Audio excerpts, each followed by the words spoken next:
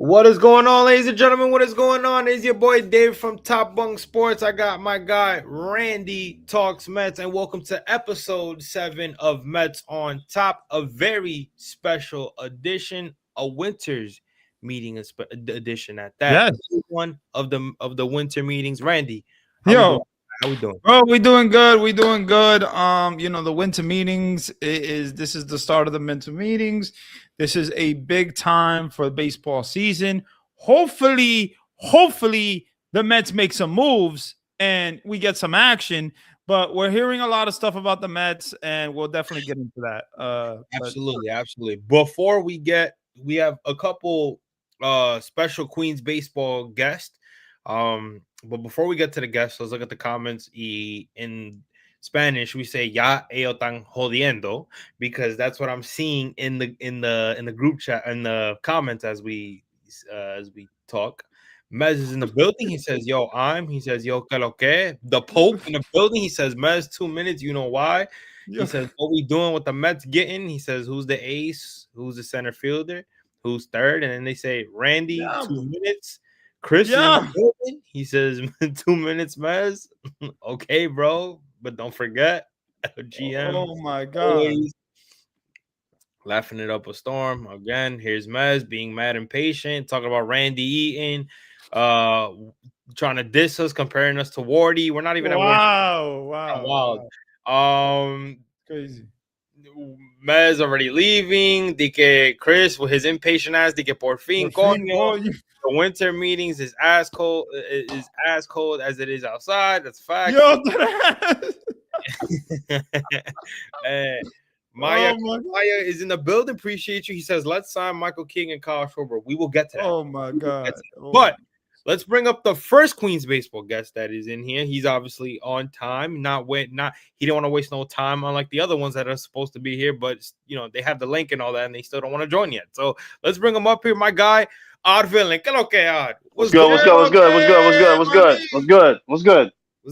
talk shit. Let's talk deals that are not gonna happen, son. Right. Let's talk deals that are not gonna happen. What was the shit today? Critical thinking, bro. That's the phrase of the day. Hashtag critical thinking. Where's Flip? Hashtag. Flip. I don't know what Flip is doing. Flip out here probably trying to Flip. I swear, Flip be like saying, "Oh, I'm gonna be there," and then looking for Randy, bro. Look at your bro. Either that, or I think Flip is just he's trying to take a break from all this Louis Bob and Buck. Nah, I need a minute for that talk, bro. We let's debate that topic, son. Oh my God, it'd be a perfect. We gotta debate that topic, son. He's running from the smoke, man. He don't like the fact that I debunked his Louis Bob combo. It's it is what it is, bro. I made my point on that matter already. Be like. Only way I'm okay with Luis Robert on this team is if that means you went and got Pete. That means you went and got somebody else. Preferably a left-handed bat, and you short up the top of the rotation, bro. You got a 1 and a 2. Okay. If you do that, I'm straight with a motherfucking Louis Bob, bro. Absolutely. I mean, listen, that's my pedigree. I said it in the space earlier. Shout out to the Pope. If you don't follow everybody on Queens baseball for these magical spaces, I don't know. Then you're missing out because we're the Wu-Tang of Mets Twitter, bro. Stop playing. Talk about it. We spoke about a scenario where the Mets could either it's not, it's just hypotheticals, but we spoke about what the possibilities were if the Mets were to go out and get a Byron Buxton or a Luis Robert Jr., which one you would prefer. Now, I would prefer a Byron Buxton. Now, I know people are like, wait a minute, Top, you were just trying to announce that like a week ago. Here's the thing. We were talking about who would you prefer between the two. Now, the choice should be obvious, bro. Byron Buxton, because Byron Buxton gives you more production compared to Luis Robert Jr. And the thing is, I don't need it doesn't take me to go on MLB Network and watch the games. Just look at his stats. His stats speak for itself compared to the guy. So I understand that Byron Buxton within a trade situation would cost more. But then again, I don't think the Mets are in a position where they can say, nah, we got to hold back. What have you done as an organization to be like, yo, we got to hold back? No, if you got to go get. If your only option today was Joe Ryan and it said, yo, you got to take a Byron Buxton, I'm going to do it if my other options aren't there. Now, if you're talking about going to get a Freddie Peralta, then it's a different story.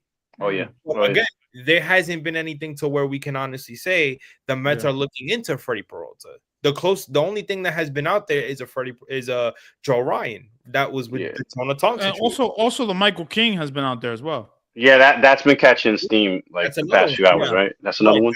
I mean, I think Michael King, that's a guy that I think the Mets are interested in. I think that's a great number 2. 6-year deal, 7-year deal, 5-year deal.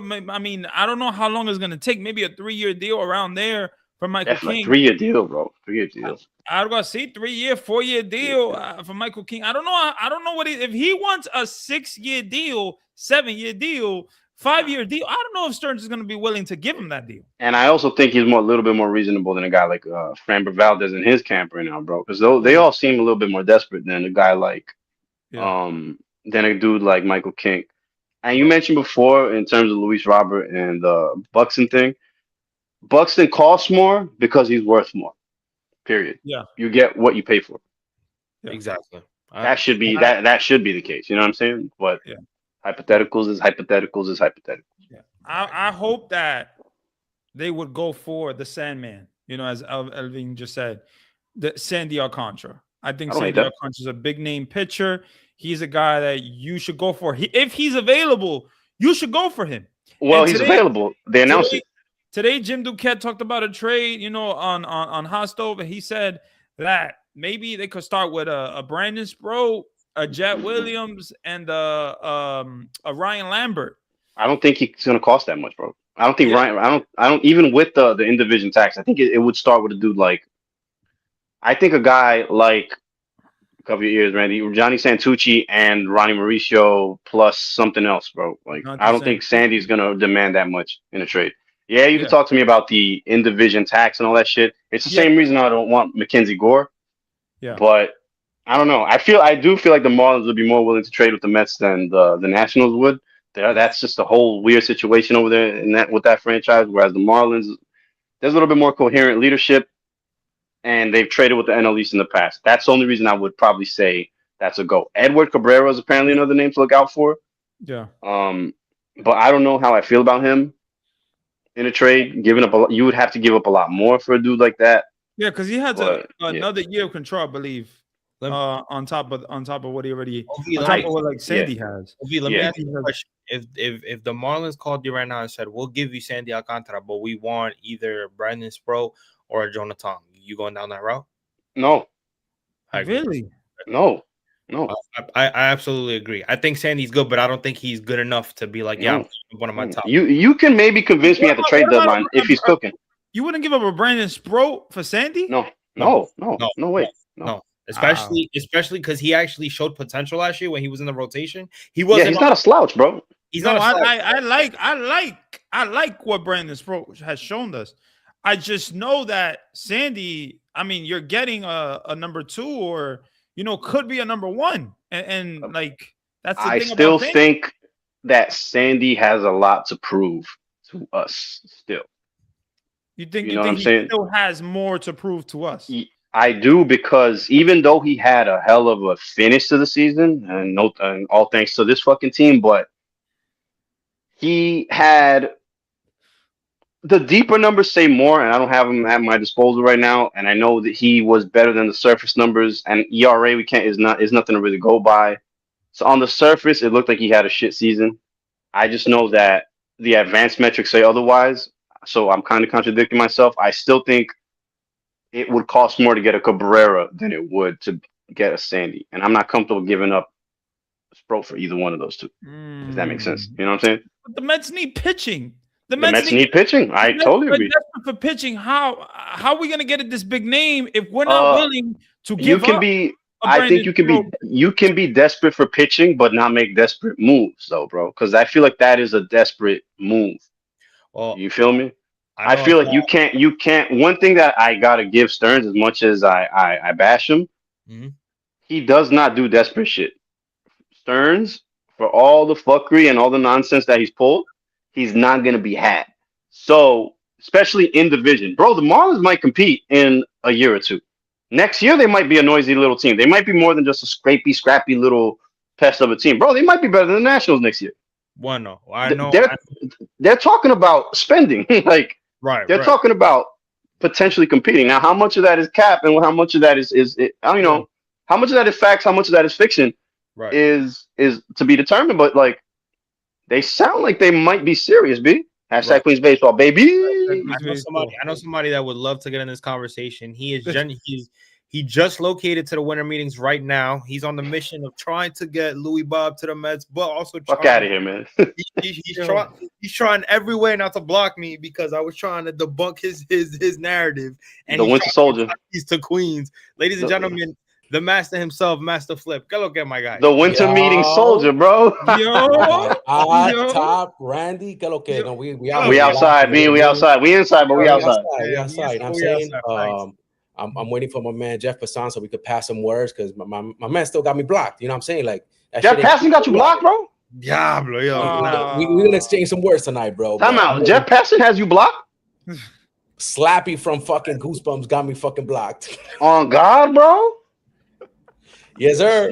Nasty work. Bro, that's wild. That's wild. Flip, what do you think about a Sandy Alcantara trade? Bringing, a Brandon Sproul involving one of those guys in a trade for Sandy Alcantara. Do you think it's gonna take more? Would you even put him in that trade or no? I don't think it takes, bro. I mean, they like Beatty. You know what I'm saying? Like they like Beatty. They're looking for third baseman. I just think it takes a Beatty and maybe a top 15 guy, like 11 to 15 top prospect. I don't think it takes a Brandon Sproul. But you don't think in the division they're gonna try to get more? Santucci, kid. Yeah, no, the Marlins are trying to contend, bro. And again, they're looking for a third baseman, so it makes sense why they go a Brett Beatty type guy. Look, Brett Beatty's stock is off the charts, man. My man rebounded good, but I think a Brett Beatty gets it done. We got the Pope in the casa. Pope in the casa. And Papa. Yes, sir. Oh man. No, man. Yo, Joe. I feel you. Like Joe Matero says Sandy full year off surgery should be his best year in a while. Fills up the zone, goes deep into games. Ronnie stays. LOL. Vientos plus Winiger plus Barrow for Sandy. I think you could take Boston Barrow or Winiger out of that trade and still get Sandy. Okay. And still get Sandy.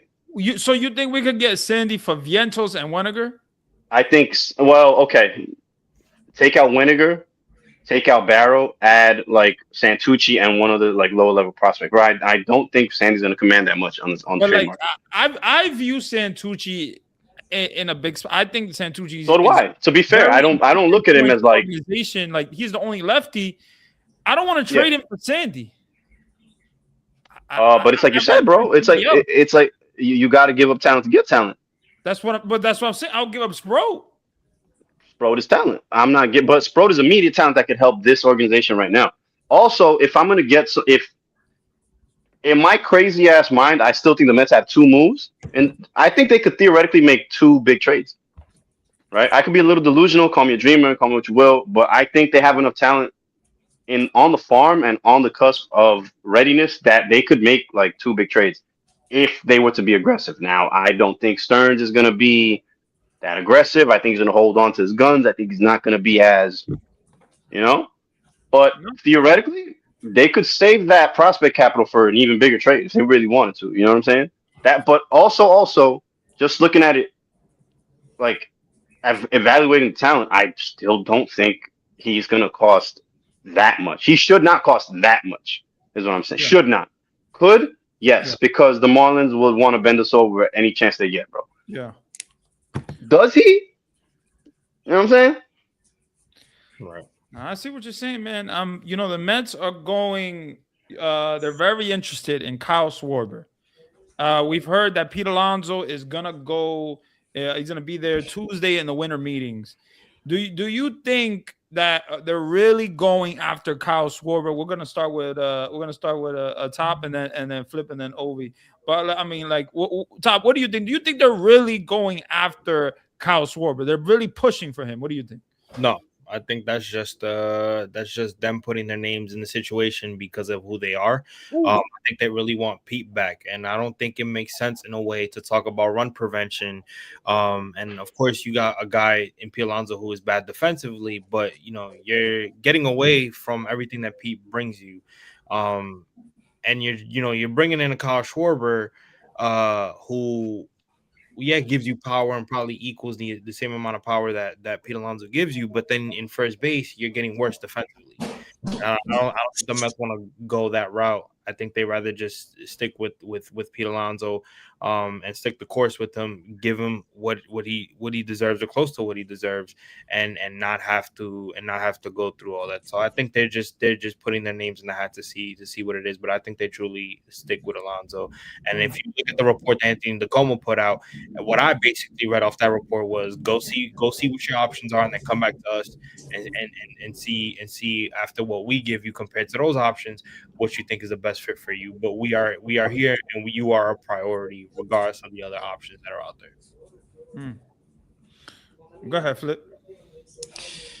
I mean, much like Top said, I think they're just trying to keep themselves in the conversation. I just think that Schwarber, there's a lot of moving pieces with getting in a Schwarber. I mean, if you entertain a Schwarber, what does that leave Vientos?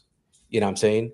And so I think if you toy around with the idea of moving a Vientos and then the DA spot frees up, then you can say, I'm saying, like, let's go big on a Schwarber. If Pete goes elsewhere, the only way you could probably keep the fans from revolting is probably getting in a big bag, getting a Schwarber.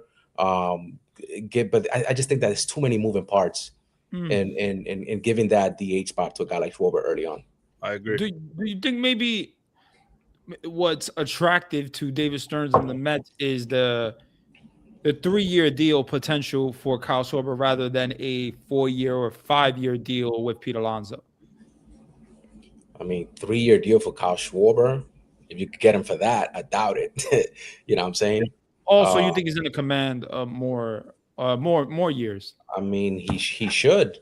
You know what I'm saying? Like, Kyle Schwarber is what, 150 or something home runs away from 500. Yeah. So he's probably looking for a 4 or 5-year deal. Wow. And again, and I think for me, the people say the Phillies. If the Phillies don't want to give him that because they feel like it's too much for a DH, that's fine on them because they are a big market team. But if you look at a small market team like the Cincinnati Reds, who just came off the playoffs and need a big bat in that lineup, they're probably willing to give him anything that he's asking for, whether it's an overpay or not for a DH, because again, they need a big bat, especially coming out of the playoffs in that first round, but also because that is a hometown guy and he will draw more than what they're drawing already just by making the playoffs. He is from Ohio, and again, that is a big bat that would make their lineup just a little bit better, not significantly, but just a little bit because of the power that he provides. I mean, yeah, the smoke is interesting there with the Reds. I mean, it's interesting. I mean, Ovi, what do you think about the Schwarber and also the Pete Alonso going to the winter meetings and basically getting a little desperate here? You said it. He's getting desperate. His market's not what he thought it was going to be. I have said it from Jump Street. I think that motherfucker's coming back.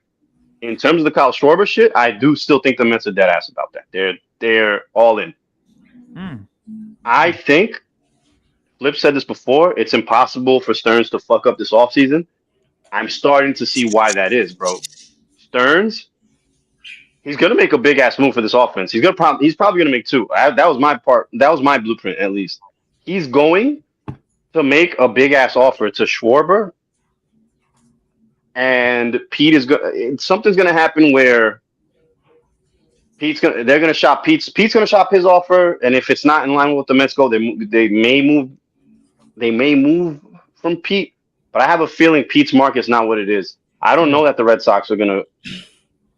The Red Sox might blink at an offer, maybe because I don't believe all in that organization. They're too busy fucking funneling their money to Liverpool to care about the big club that's been making the money for generations. But all in all, I still think they are serious about the Kyle Schwarber offer because they're not trying to play games with this shit again. They're not trying to prolong this the way it went last year. They're trying to make a statement. I think they've made their offer to Pete, and I think they've made their offer to Schwarber. That's wow. So you already think an offer is already on the table for Kyle Schwarber? I think so, and I Wow. think they're going to negotiate the bureaucracy around that. I think the same applies to Pete, and it's going to be a game of musical chairs, bro. I don't know what the shit looks like. If I had a crystal ball, Walter Mercado shit, they probably gave him like 5 or something, 5 years with like a fucking option or something, some ridiculous shit that he wants that he's probably not going to or doesn't want that he thinks he's not whatever the fuck. But it's gonna be interesting, bro. All in all that word salad to say, I think they made their offer to both. Wow. And I think they're dead ass. I mean, so that involves if both of them say yes, you're having Pete Alonso and Kyle Schwarber on the same team. Perhaps. Perhaps. That's a lot, and that's with David Stearns and the DH situation. Do you really think that that's possible to have Pete and Kyle Schwarber on the same team? I'm gonna elaborate on that. I think the first one to say yes gets the offer, and they have a plan around whatever that is. So if Schwarber signs, I don't think Pete comes in. They're gonna have a plan around whatever that plan is, the Schwarber plan. Whatever Pete does, if he accepts his plan, they're gonna have the Pete plan. But I don't think they're gonna do the fucking Dragon Ball Z fusion dance and have them both on the team. I don't think that's gonna happen. That's a pipe dream. I would love that. Yeah. But it's not gonna happen. If they go the Pete plan, I think what they do is they tell Mark Vientos, listen, I think your power provides more than your defense. See what you can give us within a month in DH. And if you go, even if you don't go off, but you give us at least a sample size, then that could be your DH. Because Mark Vientos still provides something on the offensive side. So unless you put him in a trade. I was gonna say, yeah, or he'd be a great Marlin, bro. He's from Florida. That's a different story, right? Damn, bro. But if they don't, and they're like, yo, we still see you part of our future, then they have a spot for him because David Stearns just came out about 2 hours ago and said Brett Beatty's gonna play majority of third base. So we're talking about a guy who's better defensively at third base that kind of sticks to his run prevention mentality that he's showing. So again, how he's gonna pivot is gonna be very interesting to see.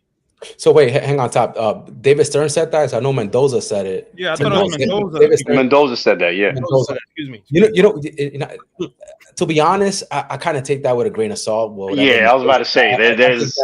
Mendoza. I think he's just trying to be on the same page with my man David Stearns. Because look, if you want to show some confidence in these guys, you want to let teams know that you're comfortable with, plugging these guys in as your everyday third baseman, and so. Kind of a chess move for my man Mendoza. And it's also because he's going to be at the QBC on Saturday. And if you're going, probably going to get a forced Brett Beatty interaction. So he's going to be there too. big up Brett Beatty, bro. Yeah. Man, I wish David Stearns was going to the QBC so we could have a couple conversations. I'm glad he's not, because a lot of disgruntled Met fans would have choice words for him. They canceled FanFest this year. Yeah, they canceled FanFest for that reason, bro. Which is wild. Top, I think Rube had a comment here. The Buster. Yes. Said they asked about, because Buster only posted a comment, and he said the perception of some corners of the industry is that Kyle Schwarber might be the first of the superstar position players to make his choice. Orioles among those competing with the Phillies. So the Orioles are interesting. They seem to be interested in a lot of big name targets. Apparently, they're interested in Framber Valdez. They're interested in Kyle Schwarber. Interested in Pete Alonso, whatever. I'm interested in Meg Thee Stallion, bro. I mean, it's a shot, bro. I think when it comes to the Orioles, they need pitching, so I'm not surprised by the pitching targets. Kyle Schwarber, I don't see it. But I don't either. I don't either. Wow, Swift said Brett Beatty, 30 home run season loading. He also said Schwarber for another team. Flips intuition coming true. Ooh. We still got a couple more hours. Kyle Schwarber signing tonight? Tonight. The Pirates? Yeah. If Kyle Schwarber signs the Pirates. Oh, yeah, the Pirates have a 4-year offer for him. Yeah, whatever. Yeah, sure. 4-year offer. Yeah, 4 years. So a 4-year offer to go to fucking Pittsburgh. Yeah, right, bro. I believe it. I don't think Kyle Schwarber's going to Pittsburgh. Yeah, no. Oh, you say you don't say. Philadelphia to go to Pittsburgh. Yeah. I don't think he's going to quit. I definitely don't think he's going to Pittsburgh. Pipe dreams, man. Who Pipe would want to go to Pittsburgh? pipe dreams. Because I don't. It makes no sense to me. It's like, why would you? If that's the case, if you're gonna stay in Pennsylvania, just stay with the team you already know. Oh God! And if you're gonna go to a mid fucking little market team in some redneck state, just go to the fucking Reds, bro. Just go to the Reds. That's it, right? If you're gonna go to some hillbilly team, go to the Reds, bro. Bro. They're competing. They need a DH, and aren't you from there? You Ohio fuck. Just Yeah, go I mean home. the Kyle Schwarber thing to the Reds. I also don't really see that. I don't believe that at all. It's just bullshit. Every fucking year, so there's some shit. Oh, he's from here. He wants to go home. They don't give a fuck about that, bro. Joe Who Mateo, cares? get Louis Bob to Queens now. Oh, now this, bro. Back or Schwarber. Louis Bob can't be your biggest ad. Flip, I got your back with Louis Bob. Oh boy, bueno, Flip. Flip. Let Bro, Flip take I that got- one, bro. I got to jump on the space today, bro. It was like 50 Nah, you held your own, bro. You held your own. I had your back, bro. My man I already got my didn't. back, bro. I your did back. not have your back. I That had shit, I was your not fucking with that, bro. I got bruised from both eyes, bro. Two demons were coming at me. Son, Yo, that shit was crazy, oh B. my God. That shit was crazy. Yo, I had Black Charles and White Charles coming at me. let's not get into the room. 2 minutes. Flip. Son, that was crazy. Yo. He said, "Let's hear this." Yeah. Yo. For conversation's sake, like I said, for me, it's Oh, Lord. Louis Bob, but Yo, man. Oh my I God. told you my conditions to get a Luis Robert. The only way you get that motherfucker is if you get Pete, Cody Bellinger, fucking one of or both Freddie and Framber, and then you could talk to me about Luis Robert, bro. I ain't gonna lie. Yeah. The Cody Bellinger, that's an interesting one because the New York Mets are interested in him, but he apparently wants to go back to the Yankees. But the Yankees might not have this big crazy offer for Cody No. Bellinger. So Yo, you can't pay him in food Yo. stamps, right? can we steal Cody Bellinger from the Yankees?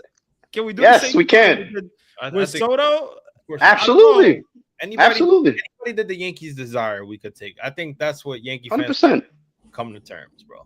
I think they like like you forgot what today was. Today they're Yeah, reminiscing on a day they never thought would happen. So I think because we sent them a lot of message about taking a superstar that was a rental. Let's be real, because he was a rental. They know that we could take anybody from them. All right. Like Yeah. at any moment, if the Mets wanted to call Cody Bellinger and be like, listen, bro, we're interested. We think you fit with us as within the team. We think you fit within the stadium of Citi Field. We think your numbers will jump in Citi Field. We're very interested. That conversation would happen in a snap. And Cody Bellinger loves playing here. He wouldn't have to move. He wouldn't have to move. But Like, his any play with Soto. his father wants him to go to the Yankees. Back to the Fuck Yankees. what his father wants, bro. What? It don't matter what his father says. It matters what the player wants. The Now, bag, son. going to the Yankees because he's saying, "Oh, I feel like it's because to make my dad happy." Then that's cool. Hey, more power to you. But You live for other people? Okay. yeah, at the end of the day, it's what he wants. So, you know, Also, isn't he smashing Giancarlo Stanton's ex-girlfriend or some shit? Like, that's mad awkward being on the same team as that. they probably like that shit. They probably have conversations on the side about Yeah, that shit bugged out, right? Like, yeah. I wouldn't we be thought on that the was same gonna be team. awkward. Probably want We to thought trade that was even gonna be half in the awkward, first but that shit is mad weird, bro. They probably They asked were him, teammates, "Hey, so- they probably They're asked team. They're more than teammates. They're Eskimo brothers, but we ain't gonna talk about that. It's uncomfortable. that's hilarious. Bro. That is hilarious. But today, I don't know. I would pitch that if I'm Steve Cohen. Yo, bro, you want to be on the same team as somebody who smashed your wife, bro? Come on. Bruce says, I "Quote, wanna- unquote, redneck state Bro. hashtag He's baseball getting canceled." Yeah, bro. It is what it is. yo, I mean, we got. I mean, David Stearns, right? He has to make a trade, right? Like at some He has to point, make like, two. he can't keep Acuna, Mauricio, all these guys just on this team, and Jeff McNeil, Corey Kennedy. I mean, really, can he keep Jet Williams? All these guys? Can he keep all of these guys? I think I mean, at I don't some know. point, a move is gonna have to be He made. he has to make 2 big trades, period, and then the rest is the rest. Like It's that simple. it's to me, Jeff McNeil gotta go. To me, Jeff McNeil gotta go. Kodai Senga is another one. I know, Flip. You like Kodai Senga. You don't want to So do trade I, him. bro. I'm not gonna lie. I don't hate Kodai Senga, bro. I don't think he's as much of an albatross as people are making it seem, bro. Like, if you Here's- build a good rotation, you can have him as depth in the rotation, bro. Like, he's not the OVS worst. though. This is But- what Can, I've told. can you I can told you Randy depend that. on him though? The problem with building a rotation, like the problem Not with as a building 2 or 3. rotation is look, how many starters do we have now? We got McLean, Peterson, Manaya, help me out, Senga, who's the fifth? No, I got you, Clay Holmes. You know what I'm saying? Clay Holmes. So if you want to bring in 2 starters, you got to move 2. And so Senga, you're not moving Clay Holmes, maybe, right? You're not moving Manaya, definitely. So you figure David Peterson and Senga are the odd man out. Yeah, I mean, when it comes to those two, I think one of those could go. One of those could Yeah. go. If the Bro, Mets, they can all fuck off, bro. McLean aside, they can all fuck off. I see. Bro, Word. like today, the Mets had a video meeting with Michael King. You know, or recently there was a report that they had a video meeting with Michael King. So I think they're very interested in him. But I don't know what's gonna happen with Michael King. I think you need pitching, and Michael King would be perfect for the Mets pitching lab. Perfect. I mean, they said that about Frankie Smokes, and look how that turned out. So, Yeah. Exactly. you know what I mean? And how much of that is the pitching lab? How much of that is the quality of the player? I would like me. Yo, listen, out on camera, you heard? You'll see me at the QBC, big homie. Hipster. Out to you, bro. But I think, listen, with Michael King, I think it's a fit. But I don't. You can't have Michael King at the top of the rotation and then rely on him as your ace, bro.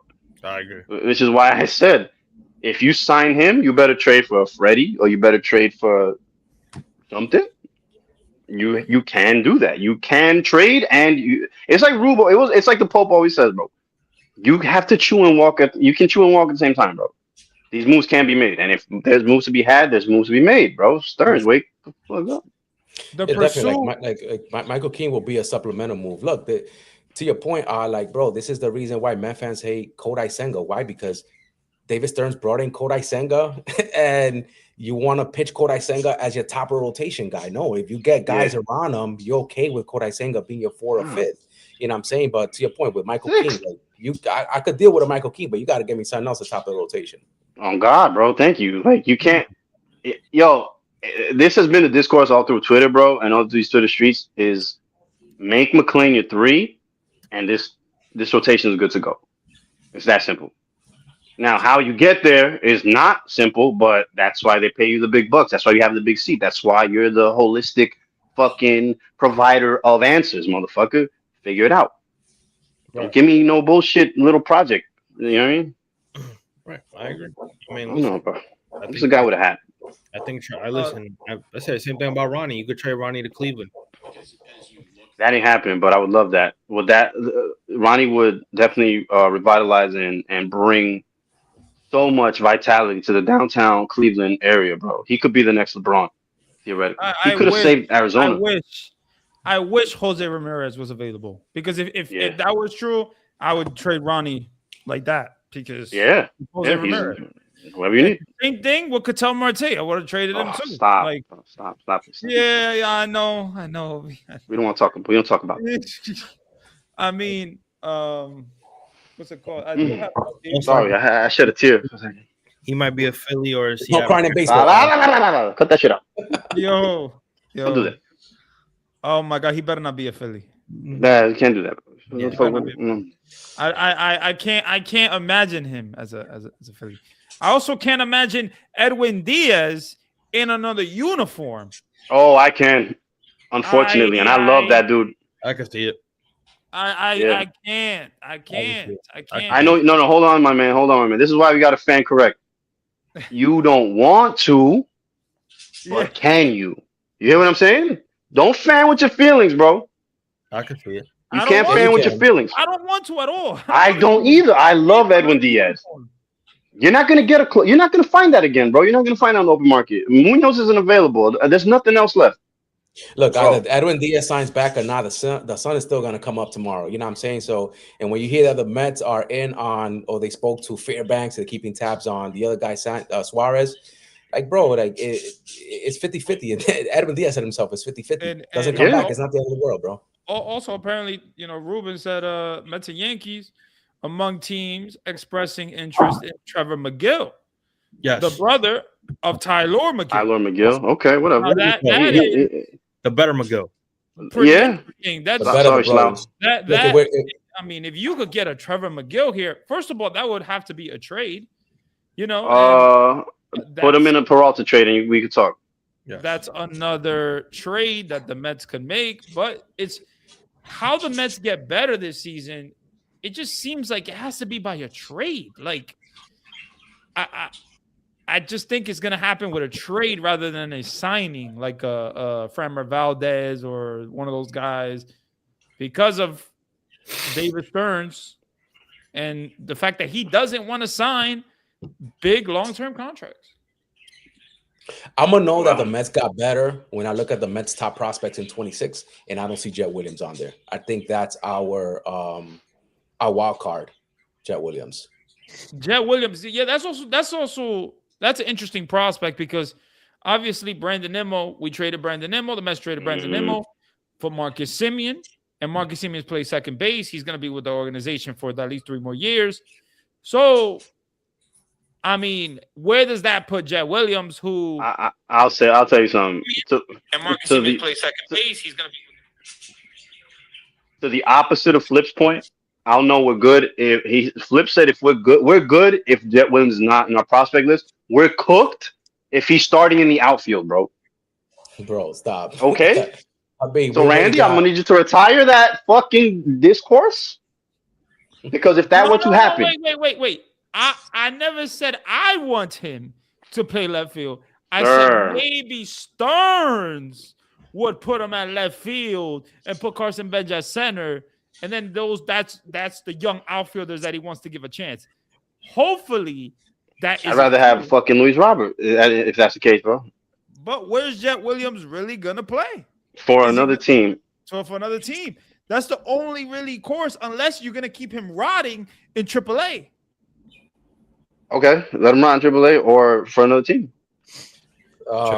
Jeff Peterson, Santucci for Peralta McGill. Don't you got to add more to that deal? You should, but I like that trade. No, what though? That's not that bad. Yeah. It's just they're giving up the Santucci, man. I know. Hey. But I get it.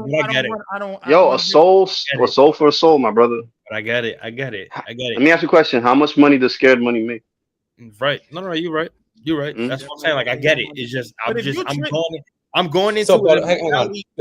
For this trade right here, right? Because all right, Peralta for Jet, you know what I'm saying? Like the Mets will still have to add on something to a Jet. So think that you're gonna get McGill on top of that for just Peterson tattoo. Oh no, you add one more prospect to that trade. That's you know what I'm saying? A little hefty, and you can get that trade done. Or we could just do brother for a brother. That's it. That motherfucker's not pitching until they don't want this brother, bro. They don't want that guy. They don't want that guy, bro. Just do Brother is hilarious. Word up. That motherfucker ain't pitching until the next election, bro. Just do brother. Oh, that's like Sasuke. That's like Sasuke and Itachi, bro. I don't know what you said, but yeah. Can we get some Trump live, bro? What's up? Nah, we can't do that, bro. You don't watch Naruto? I don't watch anime, bro. Yo, that's wild. I saw Dragon Ball Z and Yu Yu Hakusho, son. That's it. That's crazy. Oh yeah. I mean, yeah. The Jet, Peterson, Santucci, man. That's not that bad of a trade, bro. It's not. not. That's not. It's not bad for us, but why? I'm saying like we're gonna. But Milwaukee won't do that shit. We're gonna hit him in the nuka. I think Santucci, like, bro, he could be like really, really good, and he could probably be better than Jonah Thomas. Yeah. Nobody knows. Jones. But do you Nobody want knows what do the you fuck he's want to talking wait for Santucci to turn into something, or do you want Freddie Peralta at the top of your rotation next year, bro? Santucci should realistically start in AAA. You Should sure? realistically, but Yeah. I'm not. I can't confirm. I can't confirm. Freddie that Peralta can start for you on opening day, motherfucker. he can. He can. But if you get Freddie Peralta here, I mean, you got to get him an extension, right? 100%, and he's down for it. He's good for it. Yeah. I'm not worried. Yo, I'm not worried about extensions with these people, You bro. got family out there by you, right? He got family out here, bro. He got family over there, like 10. I'm not gonna air them out, but he has family in the greater Corona Queens area. Yes. There you go. There you go. I mean, today Stearns apparently he talked to Steve Gales, the winter meetings about discuss pitching, looking in the consistency with their pitching. Let's hear this real quick. As we looked back on this year, there were a couple things that we didn't do well enough that we're going to have to do better going forward, and that will change some of how we build our teams. And look, we talked about during the season, we didn't get enough innings from our starting pitching. That was clear, and I think a lot of times we look at the overall starting pitching quality, and the quality can be okay, but if we are getting the 3 2/3 start or the 2 1/3 inning start, it can really have a pretty significant chaining effect on your team for the next week, and it can take you a while to dig out of it. So I do think we are cognizant that whether it's through internal players or external acquisitions, we've got to get more innings out of our starters consistently. How do you view that starting staff right now? Because all the focus seems to be on the young players, and understandably so. But you have guys in Manaea and Peterson and Senga who are not that far removed from pretty elite years. And you got, at times, elite contributions from at least a couple of them last season.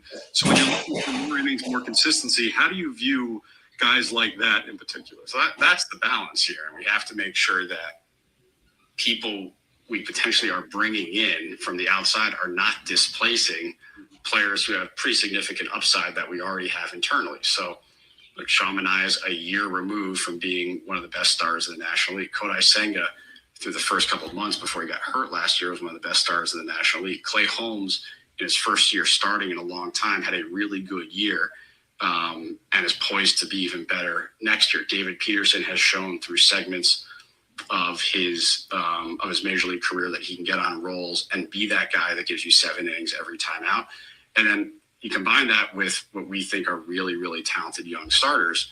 And there is a bar we're going to have to clear to bring someone in to displace one of those guys. You mentioned Clay Holmes, and it was incredibly impressive what he was able to do last year.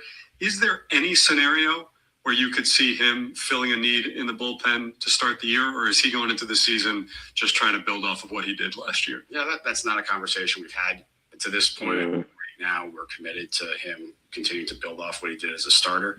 He put a really good base of innings under him this past year for the first year of transitioning, and we think he can build off of that and provide us even more innings. So right now, we are looking at him as a starter. He's training as a starter, and I think he's excited to do that for the second year in a row. When you are looking at the outfield now, obviously you. I'll be back.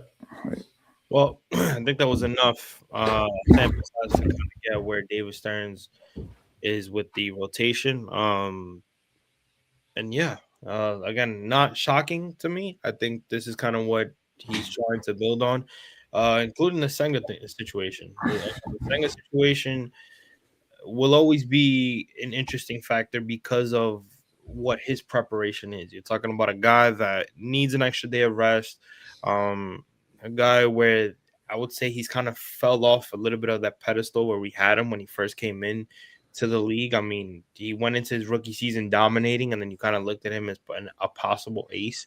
And it just hasn't worked out for him, whether it's just consistency or injuries at that matter. I'll start off with Flip. Flip, what did you make of his comments within the starting rotation, especially with the Clay Holmes situation? Well, I mean, look, Clay Holmes is interesting because, look, Clay Holmes can opt out at the end of the season, at the end of 2026. You know what I'm saying? And, you know, he said he wants innings out of his guys. Mhm. He reached Clay Holmes a career best in innings. I mean, to put it out there, can you entertain a Clay Holmes trade this offseason? Maybe. I don't think that's out of the question.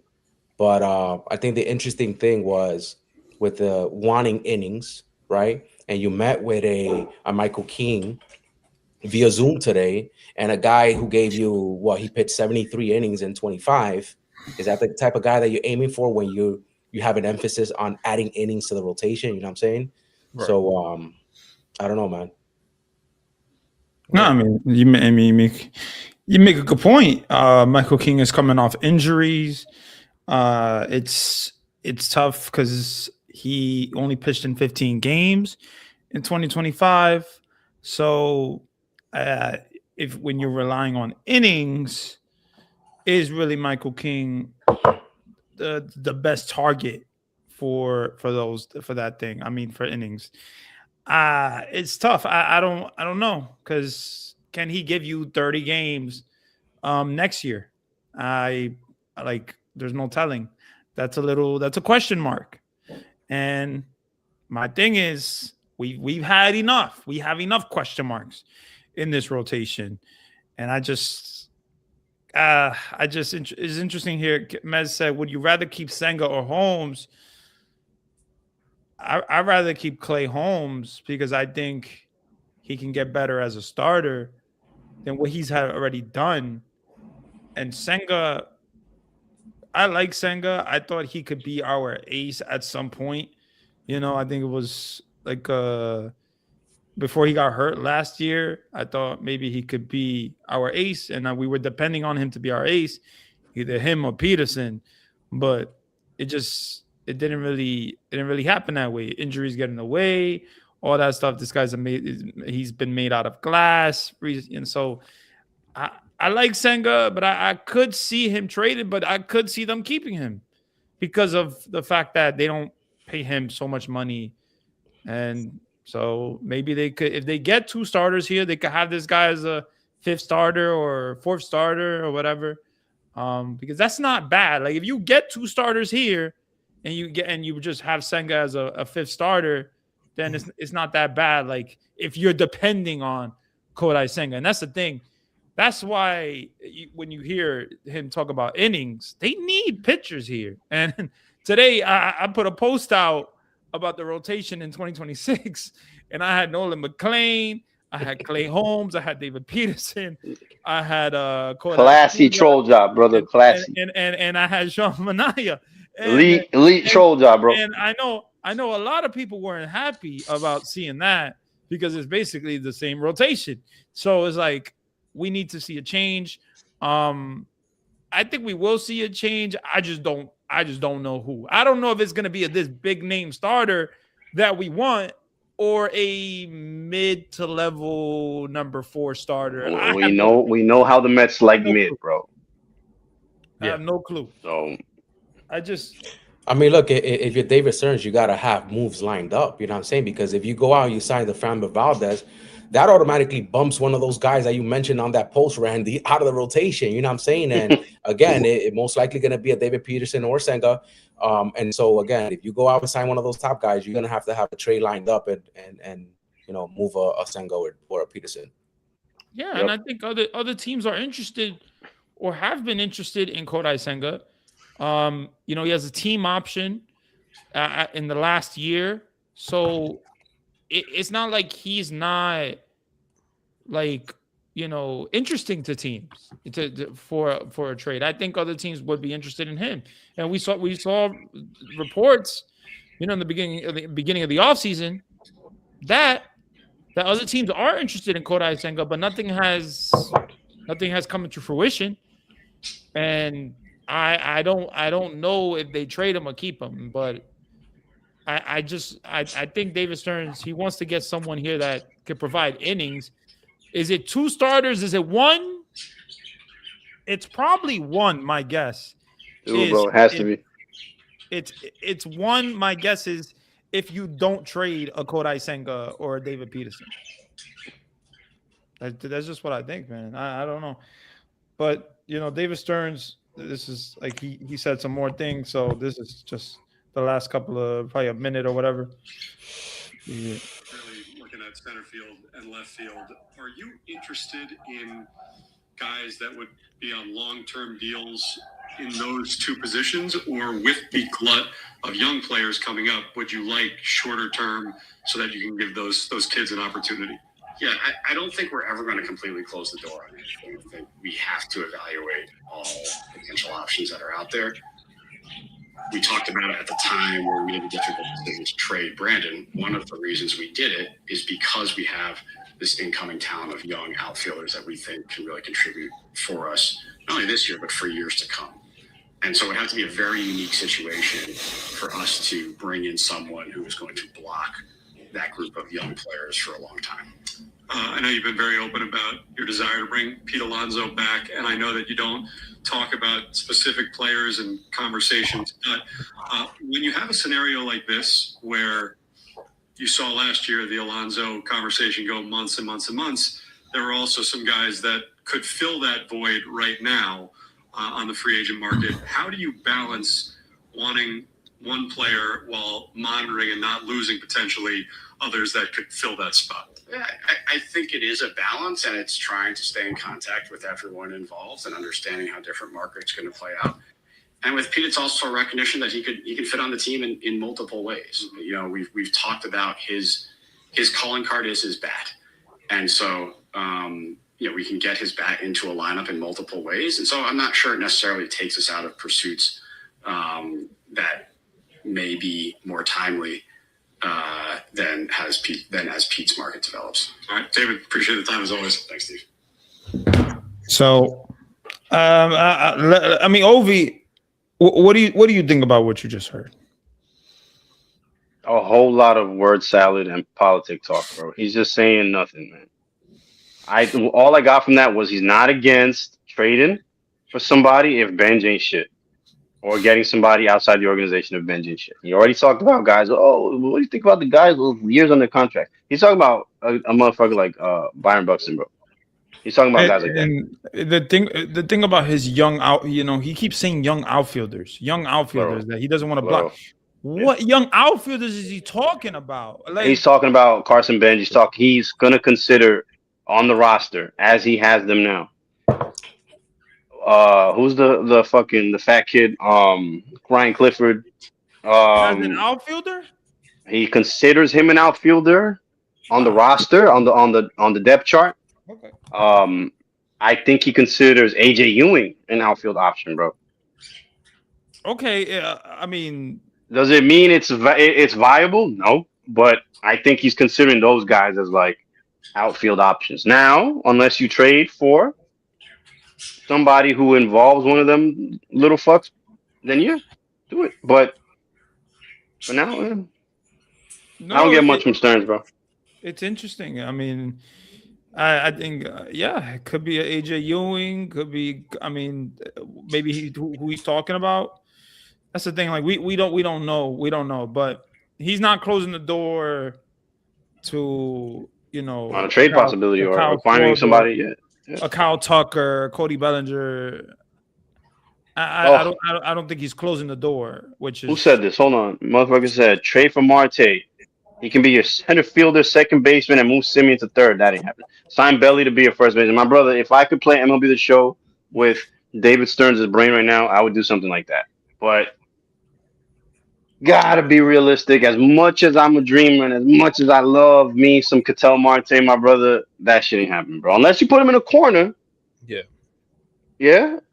I kind of wish that he was like you're taking a risk with Simeon at third. Not yeah, he does not have the arm for third base, bro. Exactly. His arm needs Viagra, son. That shit ain't going. Exactly. You're taking that risk. I think you primarily got him here so he can play second base so they can fix that situation at second. Mez says he'd rather trade Boston Barrow, Jacob Reimer, Eli Serrano before trading Ewing. I totally agree because I think those other Boston Barrow and Jacob Reimer are a little bit redundant, and Eli Serrano, I think his floor is higher than his ceiling, if that makes sense. Eli Serrano the third. Great trade piece. we heard some news today about the Padres, and the Padres apparently that they could listen to offers about Nick Pivetta, Jay Cronenworth, these guys, and we also heard that the Nationals are listening to offers with Mackenzie Gore. You know, that Mackenzie Gore and Nick Pivetta, those are two pitchers that could be very interesting to, I would say, the Mets. Out of those two, who would you go for top in that situation? Who would you go for out of those two? And then we'll go down the line. I mean, to me, I wouldn't go for neither. Okay. Only because of the fact that I think I could get something better. Now, when you want to look at both of them in particularly, they are inning eaters, which is what Stearns likes. They give you a certain amount of selective pitches. They got movement on their pitches. You got one that's a lefty, one that's a righty. But I don't think if you're trying to get a number one and a number two at that fact, why go for those guys when you can go after a Freddie Peralta? Now, I understand that a Freddie Peralta is not an ace per se, but at the end of the day, I don't think they're looking for an ace. I just think they're looking for guys to set the tone in that rotation. And you're talking about a guy in Freddie Peralta who's only 29, who is basically the grudge of that rotation, who has high volume stuff. I think they're better off in that realm. Hell, if they still want, if the Shermer report is 100% and they want to get a Trevor Rogers and a Freddie Peralta and try to just bank on a big deal like that, I'd rather do that. I mean, yeah, a Trevor McGill and a Freddie Peralta trade, that would be very interesting for the Mets. I mean, you're getting a top of the line closer, and you're getting Freddie Peralta, who is the starting pitcher that you need. That's very interesting. That's very interesting. Right. Go ahead, Flip. If you. So, gun to my head, I mean, obviously, I prefer Nick Pivetta over Mackenzie Gore. But look, man, Nick Pivetta pitched 181 innings. Yeah. In 25, 32, 33-year-old. He's entering his age 33 season. Yeah. And so, do I want to part with assets for a 33-year-old who had a career best 181 innings in 25? You know what I'm saying? Like, I gotta aim higher. But do you think, like, I mean, because his pitches and they're just very impressive. I think he could be. He could be like he's really good, but he could be even better. So I think there's a lot to Nick Pivetta. I think he could be a solid number 3, but we got a whole rotation of number 3s. You know what I'm saying? We got to get some number 1s, number 2s. I think Pivetta could be a number 2, but I see what you're saying. On this rotation, yeah, he could. Yeah. This location, I mean, Ovi, out of those two, who would you go for? Nick Pivetta and who? Mackenzie Gore. I think I was looking at Nick Pivetta's numbers today. I didn't see Mackenzie Gore. Bro, I probably lean towards Nick Pivetta, bro, but not by much. Mackenzie Gore, I don't think that's gonna happen though. It was with the Mets. I don't think that's a name that is realistic for us because of just past negotiation. Yeah, bro. Yeah, and I don't think if he was playing for like for the Arizona Diamondbacks, I'd be like, all right, yeah, we could talk. Maybe we could finagle a deal. But because of the team that he's on and how petty that they have been, I don't think I got to think of that shit, like all the off the court shit as well. Yeah, I'm trying. I also just think neither one of them is a real fit on this rotation. What we really need is to, like Flip said, aim higher, get better caliber pitching, and we can do that. I don't think you should use what you have at your disposal to get a motherfucker like Nick Pivetta. I don't think that guy's the move. So, you know what I mean? Because if you're gonna trade for somebody better, bro. Straight up. Do you think? Because obviously, the recent reports says that the Twins don't want to trade nobody. The Twins don't want to trade Joe Ryan, Paulo Lopez, or Buxton. But I feel like they're playing kind of possum a little bit. I feel like they're just playing around. I mean, would you make a big trade for Joe Ryan? Just Joe Ryan, not Buxton. I'm not talking. I'm talking about just pitching. Joe Oh man, Ryan. Would you make? Who would you even put in that trade? Would you give up a Jonathan? Would you I was give gonna up ask you that. those I was guys? gonna ask you that. So the Joe Ryan trade would have to be circumstantial. Yeah. One, if I'm not getting Buxton, what else am I getting for this rotation? That's one. Because it's gonna have to be a Framber or Michael King type to pitch behind him. I said it before. A lot of people echo my sentiment. Joe Ryan is not an ace. He's not an ace. I think the pitching lab has the potential to turn him into one, maybe. Right. But right now, as is, he is not an ace. That's okay. We don't. There aren't many true aces available anyway. I don't even think Framber Valdez is a real ace. I think he'd be pitching behind somebody who's elite Wow. right now. Right now, in his Quote current form. unquote ace. The word ace. Uh-huh. Who the hell is an ace that could be available for the Mets Tariq at Skubal. some point? Is it just Tariq Skubal? Skubal. It's just Skubal. It's just True Skubal. ace. Or So Paul. we're I supposed think to just wait the forever closest for thing to Tariq us. Skubal? Well, we're gonna have to deal with the hand we're dealt this offseason. You know what I'm saying? There's not a lot of Options. available in Right. this overall market, and whether it be via trade or via free agency. A dude like Freddie Peralta is in the tier, in my humble opinion, just under Tariq Skubal and them. So if Skubal's S tier, I think Peralta is a good A tier, high B tier of pitching echelon. That's why I like him as an option. A dude like Sandy, very high ceiling. I don't know what he will give you immediately next year. Again, a pitching lab candidate. I'm a glass half full kind of guy, bro. If you could put him in the pitching lab, and the only, you know, But sky's the limit from there. is it because he's coming off the Tommy John? Tommy John in a not great season, surface level numbers, surface numbers, I mean, not a had great a season. horrible first half, had a better second half for sure. Yeah, Yeah. No, I mean, I see. I think he still has the fastball. Still has his pitching. sinker is still there. I think Yeah. his fastball is okay. Mm. It was okay last year, and it started riding a little more towards the end of the season. We saw it at Citi Field when he was gonna fucking smoke Mark Vientos. But I think the sinker is still very elite, and I think the defense behind him would do him a lot of favors. A guy like Sandy, not an ace again, and that's okay. I think if we load the top of our rotation with two really high level number twos, like A tier, B tier type guys, we're good because we have a lot of dudes in the middle, bro. I'm not being a play hater when it comes to dudes like McLean, but you cannot rely on him to be your guy, your horse. You know what I mean? Yeah. That's not fair to the kid. The Tatsuya Amai. I mean, I want to bring that up because that's a guy that definitely highly coveted right now. He's a guy that a lot of teams want, but the price tag is probably a little high. The reports that we heard today about the Mets not maybe doing a long-term deal. I feel like they would do a long-term deal with a guy like Amai because he's a younger cat. I mean, he's like 27 years old.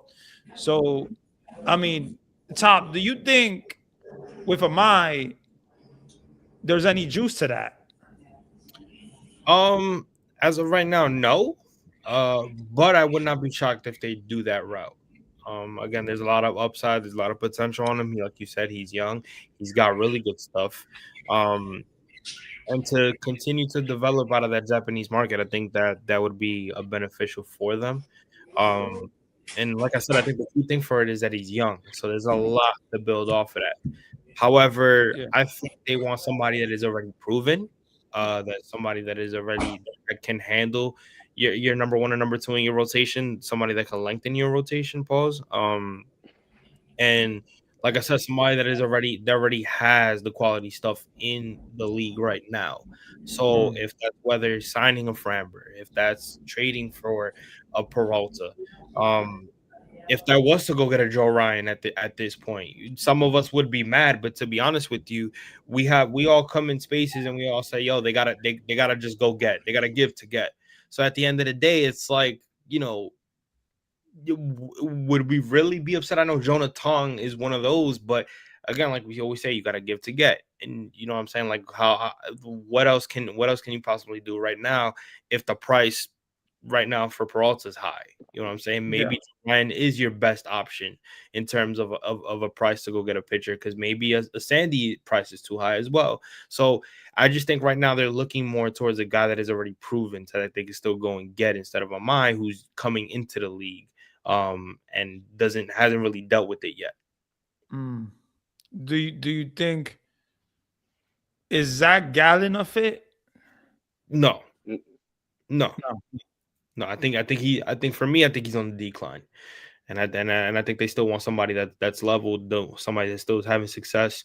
I just think right now Zach, and it's not like he's gonna switch anytime soon. I think he's on a decline. I don't think they need that right now. With the amount of pitchers that they're having up and down right now, I think they rather just stick with somebody who's consistent and solid. Yeah, I wonder what Ranger Suarez would command. Fuck out of here! Oh my God! Christ. Listen, I would not even be shocked if the Phillies don't bring him back, because I feel like he's gonna be asking for a lot for a guy that hasn't moving much. And for a guy that has a lot of nerve issues, shout out to Jay Fern, who mentioned that out earlier throughout the day. I'm good. My chances with him. I'm straight. That dude has LOL written all over it, bro. I'm good. Bro. It's a disaster. That right there is a disaster waiting to happen if they were to.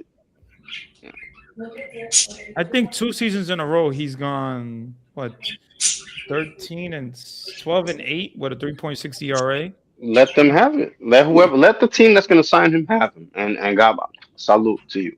Have a great time with him. He does have nerve damage, and that is definitely a concern. And that does not age well with pitchers, especially with pitchers who do not have the velocity needed to compete. Yeah, Schwarber breaking. What's going on? No. I'm not falling for that. No. When I see a post by either Jeff Passan or John Heyman, we'll get into 2 minutes, Jake. 2 minutes. I mean, yeah. No, that's not happening. That's not. I have the notification. I think we all have the notifications for John Heyman and Jeff Passan and all the big ones. The big reporters, so you can't just fool us. You can't fool us. But that's funny though. It's funny. Yo, them birds are weekend. Flip, what's going on? You need to feed them? I got a week. I don't feed them, bro. I'm just waiting for them to fall off the cage. I'm dead, bro. Speaking on the shout out to my guy CP from True Mets Talk podcast. He actually was watching the MLB Network when they were interviewing some of the president of baseball operations for other teams, and the Pobo for the Tigers said, and I quote, "I don't believe in any untouchable players at any level." So who's their number one guy that is being talked about right now. So him saying that could mean that Tarik Skubal could be traded. I mean, it just makes sense that they would trade him. I mean, it just makes sense. Like, if you're not gonna win, then trade. If you're not gonna pay him, trade him.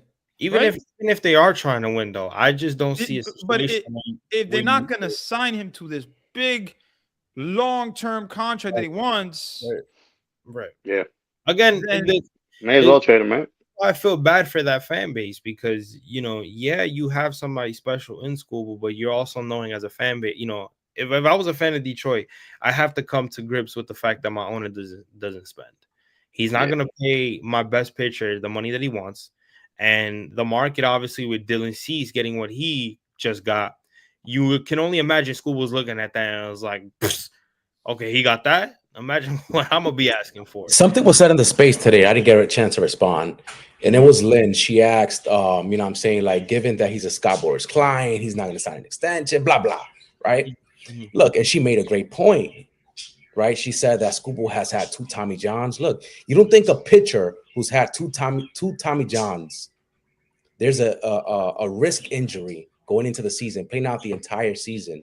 You don't think if there's a team out there like the Mets who give 350 baseline 350, a 350 deal to Skubal this offseason, he ain't gonna take it? You think Scott Boras is gonna leave 350 on the table, knowing that there's a possibility for a lockout next season? Yeah, And for he's bugging if he does that. And Do knowing we that think saying? David So- Stearns is gonna give Skubal 350 million? Yo, Yeah, yes, he- because he Cohen's offered- not gonna let him trade for him without having an extension down on lock, bro. Period. he has to. Period, bro. Period. I mean, he offered Yamamoto 350 without even throwing a 325 without even. Yeah, bro. I mean, We're the talking kid about a did- back-to-back Cy Young Award winner, bro. You offer 350 in your sleep. Unless he sees a Hashtag picture, drop the third bomb. unless he sees a picture right now that he can tell the fan base, I know this cat could be better than Skubal, which obviously I can't find anybody right now besides Paul Skeens, but that's down the line. But that I don't even think Paul Skeens is better than him right now. Ooh, that's all I take. I think he still got maybe two more years to go before we got. Ooh, that's a take. We good. I think he does. I think he does offer that. I think he's waiting for the perfect pitcher to give him a big contract, and this is why he's taking that and not giving pitchers a long-term deal. This is why he probably might just pass on Framber. You want me to give you a $200 million deal for 6 years when you're at the age already when you're 32, but yet I got a 30-year-old who's pitching way better than you that is about to become the biggest free agent pitcher next year, and I'd rather just snag him. Like you know what I'm saying? Like I think that's what he's waiting for, and I could. It has Stearns written all over it with the mentality that he has when it comes to these pitchers. And if he doesn't, then who knows? Maybe Stearns is like, listen, I'm gonna go with these retreads a little bit, and Skeens might be that guy. Who knows? Maybe there's something that he's building up. You just never know. But when it comes to Skubal, it seems like that would be the perfect pitcher in his eyes to offer that. I know in my bones we're gonna get Skubal next year if he hits free agency. I just know it. It seems about right. It seems about right up there. Nobody's offering him more than we are. It's the same shit with Soto. Nobody's gonna. If we want somebody, bro, we're not gonna get outbid. Right. And if you're Detroit, you're like, listen. What we're gonna do is we're gonna evaluate our team at least if they're not gonna trade them now, they'll evaluate the Detroit Tigers within the first half of the season before the trade deadline. If Detroit is not performing to what they expect to within the first half of the season, in that trade deadline, they must trade Tarik Skubal because there is no way for the caliber of that pitcher and how good he pitches that you don't get something back in return. You're robbing your fan base of something in return for a guy that, yes, he gave you all he had in his prime, but you weren't able to pay him. So at least you could get some prospects in return that you can continue to build on and stay young. If he hits free agency, he's a Met. Just know that. Believe that. If he hits free agency, he's a Met. If he's not traded to the Mets by the trade deadline, he's a Met. I still believe that. I could see. What about the Phillies going after him? What about the Phillies going after him? They ain't getting him. You don't think there's other big markets that's gonna go after him and going after somebody and getting somebody? Being able to get him and going. That's what I mean. You talking via trade? No, I'm talking money. Money? Oh, hell, bro, you talking, bro? No, ain't nobody coming close to us, bro. They not like us. They not like us. They not like us, bro. I'm telling you right now. If I know I said this earlier, and I think me and Flip kind of, well, me and Pope, I don't know. I think Flip, you kind of agreed on it as well. The notion that the Los Angeles Dodgers can go out and get him, they can. My thing is, I don't necessarily think they want to add another contract like that to the payroll that they have. They wouldn't be opposed to it. Wouldn't be opposed to it, but I think what they rather do is they rather just chill out for a sec. If they offer Josue DePaula in a trade, they're getting whoever they want because that dude is one of the best prospects in motherfucking baseball. They don't really talk about him as much, and that's the crazy part. He's from New York. I wish the Mets had him. I'm dead ass. Low key, I would rather have him than Carson Benz. That's how good he is. That kid's a stud, and the fact that he's in that organization with the way that they're built already, it just tells you how well their scouting department has been for that organization. If they can give him up in a trade, they're getting who they want. Another team that I think can possibly do it because of just the fact that he just doesn't care with his money is the Pro Bowl for the Philadelphia Phillies. But I don't think I think his levels to this. I think he's behind the Mets. I don't think he beats Stearns in when it comes to see who has the bigger money on the table to get David to get the Phillies are in a bit of an identity crisis mode right now, right? The Phillies they're having a midlife crisis because they're an aging team that is either going to run it back again, which I don't know if they do or not, or they rebuild the whole shit in a competing window, which is going to be tough. Right. I think their offseason goes the Schwarber route. If they do not sign Kyle Schwarber, they might go ham. Yeah, they might go ham because they have the bread to do it. They just have to. They're an organization that they have the money. They have to allocate things a certain way. You know what I'm saying? Like they don't have the exact free reign that a team like us has or the Dodgers have. Like they're just under us in terms of what they can and cannot do. Another team that I think could possibly do it would be the Padres, but the Padres right now are so I ain't doing that shit. Payroll wise, they're screwed, and this is kind of why AJ Preller, as much as people want to give him credit for basically throwing all his eggs in one basket. Yeah. The problem with throwing your eggs in one basket is you have to hope that those guys that you're giving away to get these prime players now that it works out. See, this is why I feel bad for a guy like what's his name, the closer that they just got last year, Mason Miller. I feel bad for him because he's in a situation where in a couple of years, if the Padres don't win anything, he's gonna be on that team where they break it down. Mind you, he's still young. He's still young. You know what I'm saying? Yeah, he got years of control. I don't see the Padres. I see the Padres looking at that like, yo, we could keep this kid, but we're gonna have to restart. We could still keep him because of the years of control and he's young, but we're gonna have to dim it down just a little bit. And that's why this whole thing with AJ Preller, he kind of put himself in a bind. Because if you don't win a World Series with the squad that you have now, eventually you're gonna have to shed payroll. And that's why the Tatis conversation, it's not only that Flip is advocating for it. Tatis to Queens. Money wise, it would make sense for them to if they want to shed payroll and kind of get back into a level steady way within the organization.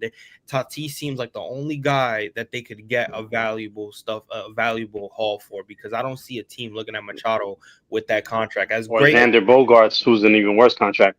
Exactly. Ooh, yeah, that's the Bogaerts contract is not good. I'll tell you that. That's the worst contract on that team. It's not Manny Machado. It's not. Xander Bogaerts. No, I just don't see a team right now, whether you're mid or whether you're still trying to build, or even when you're just getting there, saying I'm gonna take 300 and something mil off the Padres and add it to our payroll just to have Manny Machado. I think they're willing to keep what they have. I think the Padres are just gonna have to ride that out with Machado. But I think with Tatis is a little bit more movable, and I think they could get a good haul for that. But I wouldn't be shocked if it's not this year, next year you're gonna see conversations of Fernando Tatis being traded, because they put themselves in a bind payroll wise that it's gonna be hard to try to consistently win like that, especially if they're having ups and downs. Yeah, I mean, look, the Machado contract, I don't think they're pressed to move it, because Machado's like their David Wright. You know what I'm saying? Like, we're talking about a guy who's going to be a Hall of Famer, Manny Machado. Mm-hmm. So I don't think I know the contract looks crazy towards the back end, but they might not be in a rush to move it. But as far as like a Tatis, you know what I'm saying? Bring him to Queens, baby. That'll be something. Who knows? That might be the off season next year, man. I can see it. See it, especially if you know what I mean. I can see it. Would you guys eat a Darvish contract in a Tatis trade? No, I'm not. What does that contract even look like? You don't even. You got 2 years left. You don't even need Darvish to get Tatis. That's why I say no. Yeah, it's either going to be him or Joe Musgrove that you take on the contract. It's like, no, you don't. I'll take Musgrove. I'll listen. If Musgrove is at least my fourth or fifth or maybe third, I would take it. Yeah. But, yeah. That would significantly lower the haul, but I don't think San Diego wants to do that shit. No. I don't think so. Mm. I don't think so. However, again, if once the conversations are in, it would be Ben. I'm offering bench right away. Like that. That's a No, no. he's starting the package 100%. I'll That's figure it out in left field. I'll figure it out in center field, bro. And Andy Martino said that the market for Edwin Diaz is moving quickly, but nothing is imminent. So I don't know, man. But he could sign before. Fuck Andy Martino, bro. Before Fuck Christmas. Andy Martino, bro. Before Christmas. So Andy Martino was on the Epstein list. Fuck that. Bro. Fuck out of here. Damn. Holy shit. Fuck that guy, bro. Oh man. That's what I said. You don't work for SNY. I don't work for SNY. You do. I can say that shit. Yeah. Fuck that guy, bro. I think gotta take anything that Andy Martino says. You gotta take it with a grain of salt. That's all. Andy Martino watches his wife get smashed, bro. I'm good. I wonder who's really next to sign out of the reliever market. Is it Robert Suarez or is it Edwin Diaz? Is it probably gonna be Diaz? It's probably gonna be Diaz. It's probably gonna be Diaz because the Mets are not gonna commit to a Suarez if Diaz doesn't come off the board. You know what I'm saying? They just got Devin Williams. If Edwin Diaz signs with Toronto tonight, Devin Williams is your automatic closer. 100%, bro. Yeah. Robert Suarez is waiting for Edwin Diaz to get signed to be like, all right, let's see what he gets. Because now the conversations come my way. Yeah. I'm gonna be like, listen, I feel like I'm better than him, even though he's not. But I feel like I'm better than him. And I'm better than Devin Williams. So let's see. Let's see if I can get something a little bit better. Yo, shout out to bum ass JoJo, bro. The stepchild JoJo. Yeah. Yo, JoJo, work on that apology letter. You heard? Yo. JoJo, let me know what your team is doing, bro. They've been awfully quiet. Oh my goodness, man. But man. I mean, I'm trying to see if there's any more news here. There's not. It should happen. It shouldn't happen tonight. It shouldn't happen. It might happen tomorrow. Yeah, I don't see anything really happening. Yeah, these motherfuckers just working on like they're scheduling tea time at the golf course, bro. Bro, the way I saw David Stearns on that video with that grin on that face, bro, I know he got something planned, my man. He got something planned big, bro. He got something planned tonight, or he got nothing planned tonight, bro. I think something's dropping tonight, bro. He probably got there today. He probably settled in today and said, "Yo, tomorrow I'm gonna do the real work." He's gonna hold it in, man. Wait till this quarter zip comes off, bro, and I show the guns. That's what he said. Oh my god. My son got a whole sleeve, a whole sleeve on his right arm. Like he chilling. He's Aki. He just putting on a facade, yo. On the front, he looking like an accountant and shit. You know, David Stern said the Mets would like to add a starter, but expect young pitchers to make significant contribution. In other words, he wants to keep most of the kids, bro. That's all he's gonna say, and that they're gonna get called up sooner than they did last year if they do start the season in the minor leagues. Which is a horrible fuck up from him last year. The Jonathan one is interesting because I don't know what they're really gonna do. Are they just gonna start him at AAA and then just wait for him That's what it is. Wait for him to come up, or start him on another team. All right, so check it out. Joe Sherman, right? He reported that the Brewers are listening to offer for Freddie Peralta if a team is willing to meet a steep price. Like, what's a steep price? See, that's the thing. Peralta? Like, I know it begins with probably a Jet Williams type. You know what I'm saying? But like, do you have to add much more? You might have to add more. Probably not. You might have to add more, but what's more? You know what I'm saying? Like, what's more? Probably a top 11 to 15 guy. Give me a name. Guys. Maybe a Jet Williams and a AJ Ewing. Ooh, Boppy, I don't know. I know. Well, also, why would they need that? Because they have Jesus Marte and AJ Ewing. They need pitching. Would they want pitching? They will go for pitching, right? Of course, because it's an arm for an arm essentially in that trade. You're gonna give maybe a Weniger and a Jet Williams. Mm-hmm, a Weniger and a Jet Williams should. I'll go one higher. Deal done, or I'll go Santucci Williams gets that done. Because that's the thing. You know, we value these prospects a certain way, but maybe other teams don't value. I'm going based off of how the league values them, bro. For the first time in my life, the Mets have a good farm system. Yeah, Randy. This time around, we can say that. Weniger, though? What? Do other teams value Jack Winnegar? No, not yet. strongly Not as the way. we Not. do? I'll give you that. They don't value him the way we do yet. But a dude like Santucci, he could be in that trade and we'll be all right. I know we don't want to give him up, but how much money does scared money make? I was asking again. Exactly. Listen, You're right. You're right. That's the thing, man. This season, man, it could go so many ways. Like it could go so many ways, and I just, man, I'm excited, concerned, scared. It's all right, yeah. bro, Yeah. it's like it's just. Yeah. It's I'm cautiously optimistic until they give me a reason to be a negativo. You know what I'm saying? Once they do some bullshit, if they do some bullshit, I mean, I talk into existence. That becomes a self-fulfilling prophecy. If they do some bullshit, I then think that his next you know. move, David Stern's next move, is really going to tell us something, especially if it's pitching, like starting pitching, then that's going to be the big domino. I think it has to be, bro. We kind of need that domino to like fall for us to see what type of lane that he's going to go in, like. Because I don't know what he's gonna. I don't know what lane he's gonna go in. Is he like he got to pick a lane, right? You got to be like Schwarber and Pete ain't happening, Jake. Schwarber and Pete ain't happening. No. I don't think so. No, he got to pick a lane like trust the kids or go for veterans. I don't know, like Yeah, well, you. The idea is you can do both with the right mixture. The question is, who do other teams want for whom? You know what I mean? yeah. They just have so many guys that they could trade. They just have so many, and then their pitching prospects.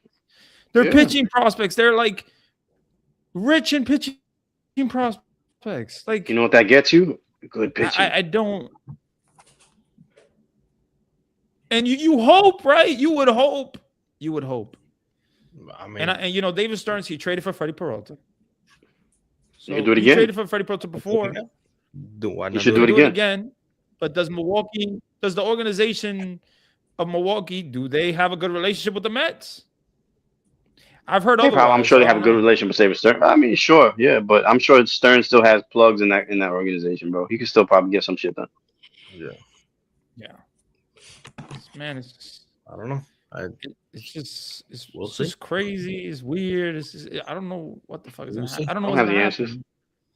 Yeah, we will see. There's a lot I of wish I kind of wish we could fast forward, but I kind of don't, because I want to see the dominoes fall one by one and then get our reactions. But I would just say I wouldn't be opposed to, I would say Met fans, just be prepared to have your heart broken if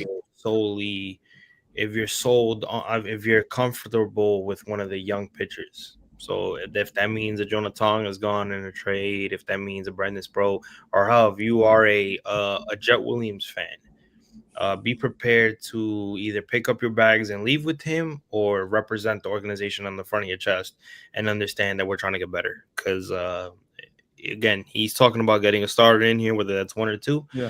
And I don't see him signing a Framber, even though I wouldn't be mad at it, because it's still Framber Valdez at the end of the day.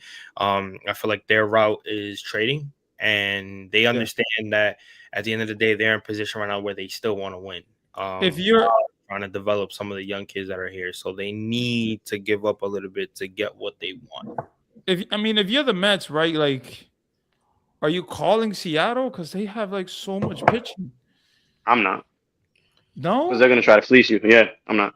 Yeah, unless it's like I put up a poster with a side by side with Luis Castillo and Framber Valdez. They're very similar like pitchers. yeah. If you could move a contract, you know what I'm saying? Like if you could move a Jeff McNeil and add something that might intrigue me a little bit. See, them I could see taking on money. I can't see the White Sox taking on bread for Louis Bob. I could see Seattle doing some shit like that. Who's this? Comment section. Yeah, I agree with the Acuna or Vientos, like the major league ready guys. So remember, the Brewers, they're still trying to compete, right? Like, Well, yeah. I Yeah, mean, they won the division. yeah, It's Right. not like they're not trying to compete. So you know what I mean. No, they're in a good spot. The Brewers need to take that next step and But figure out how to actually win a championship. But we'll see, or man. Who's into shit, bro? get past the playoffs but Yeah, man. I don't know, man. I hope we're not heartbroken. I'll tell you that. I hope Well, we're not. okay, but If what we are heartbroken? heartbroken, No, I honestly don't care. No, Your heart can only break at the end of the season. In my book, bro. Look, I'm if not Prospect worried. higher. like I said, If you're higher than prospects, I got news for you because the Mets top 10 is gonna look a lot different next season. to be honest with you, that I can't. The thing is, with prospects, it's hard to judge how they're going to turn out next year, the year after that. Like baseball fans have to understand, man. We do love Jonathan. Yes, we do love Brandon Sproat. Yes, we do love Carson Bench. Yes, we do love some love fucking Santucci for that matter. I love winning, bro. At the end of the day, that's number one, right? That's the number one. OV just said the number one thing.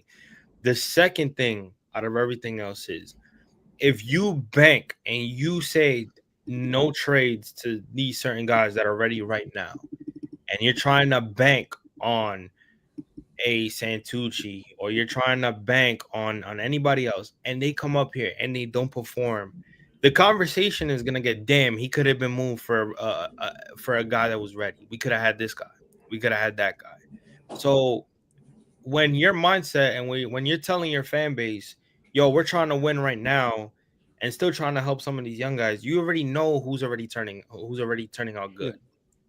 And I would say probably 2 out of the 3 guys that you brought up last year have found a little bit of solid momentum. Jonah Tong, the reason why I put him as number 3 is because they only gave him 2 games from AAA before they brought him up here. Yeah. Now, I feel personally, if we weren't in a desperate situation and we didn't crumble like we did, Jonah Tong wouldn't have to be up here, and Jonah Tong would have had his time in AAA to where if he would have gotten called up later in the season last year, I don't think we would have saw this inconsistency like we did last year. And that's just my thing with Jonah Tong. Now, again, I think because they value Jonah Tong so much, I don't think they're going to put him in a trade. But if I were them, I would say, look, kid, you're good. We just value these other 2 a little bit higher than you. And right now, we need pieces that are going to win right now in this rotation, or else we are fucked. Because the last thing we want to do is give a 6-year deal to a lefty, even though he's still good. We'd rather just trade for a starting pitcher that is ready right now to help this rotation. And that's why the Joe Ryan thing really didn't piss me off. Because, yes, he's not an ace, but he's kind of proven in a rotation already. And everybody keeps talking about a situation where it's like, oh, a scenery could help a certain player. That might not be the situation for Joe Ryan. Joe Ryan could pick up where he left off in Minnesota and be even better in New York. Top, I'll say that, but when I've seen guys, I'll say that for the guys I haven't seen in the show. But Jonah Tong, like we've seen my man, and I saw bro. I was there at Citi Field when my man carved up those 10 San Diego Padre bats and struck out 10 in 5 innings. You know what I'm saying? Like, I could say that with the guys we haven't seen, but a Jonah Tong, like, bro, my man is legit. You know what I'm saying? And unless it's for a bigger package, I'm sorry, I'm not on the high horse with a Joe Ryan. I'm inclined to keep I get it. Because you're waiting for a Scooble. Is that what it is? I mean, I like the kid regardless. You know what I'm saying? Like, it's Scooble guy. Obviously, I'll drive it myself, but like any other guys out there, I'm inclined to keep them. I get it. I mean, I also think, it doesn't necessarily have to be Joe Ryan. If Milwaukee calls you up and says, yo, we'll give you Peralta for Jonah Tong, I don't think I could say no to that. Yeah. I mean, this is a comment here by Meanwhile in Syracuse. Christian Scott will be ready for spring 2. So we got pieces to trade. Yeah, they do. I'm telling you, they are rich when it comes to pitching prospects. And and that's a motherfucking trade value, believe it or not. Shout out to Mez, Hot Mike, the bird. Hot Mike, bro. Shut the birds up. Hot Mike. Tweet. Wasn't Mez supposed to be here? Where you at, Mez? Mez farted out, bro. Mez farted out. Where the Albanian at? He's running a gambling ring in Maspeth right now. Yo, bro. Shout out to Mez, bro. The Albanian Mafia. Okay, so I have a tweet right here from Sleeper Mets. Whether you guys think he's legit or not. He said hypothetical trade that would send Freddie Peralta and Trevor McGill to the Mets. Mets receive obviously Peralta and McGill, and then the Brewers receive Jet Williams, Brandon Sproat, Ryan Clifford, and Ronnie Mauricio.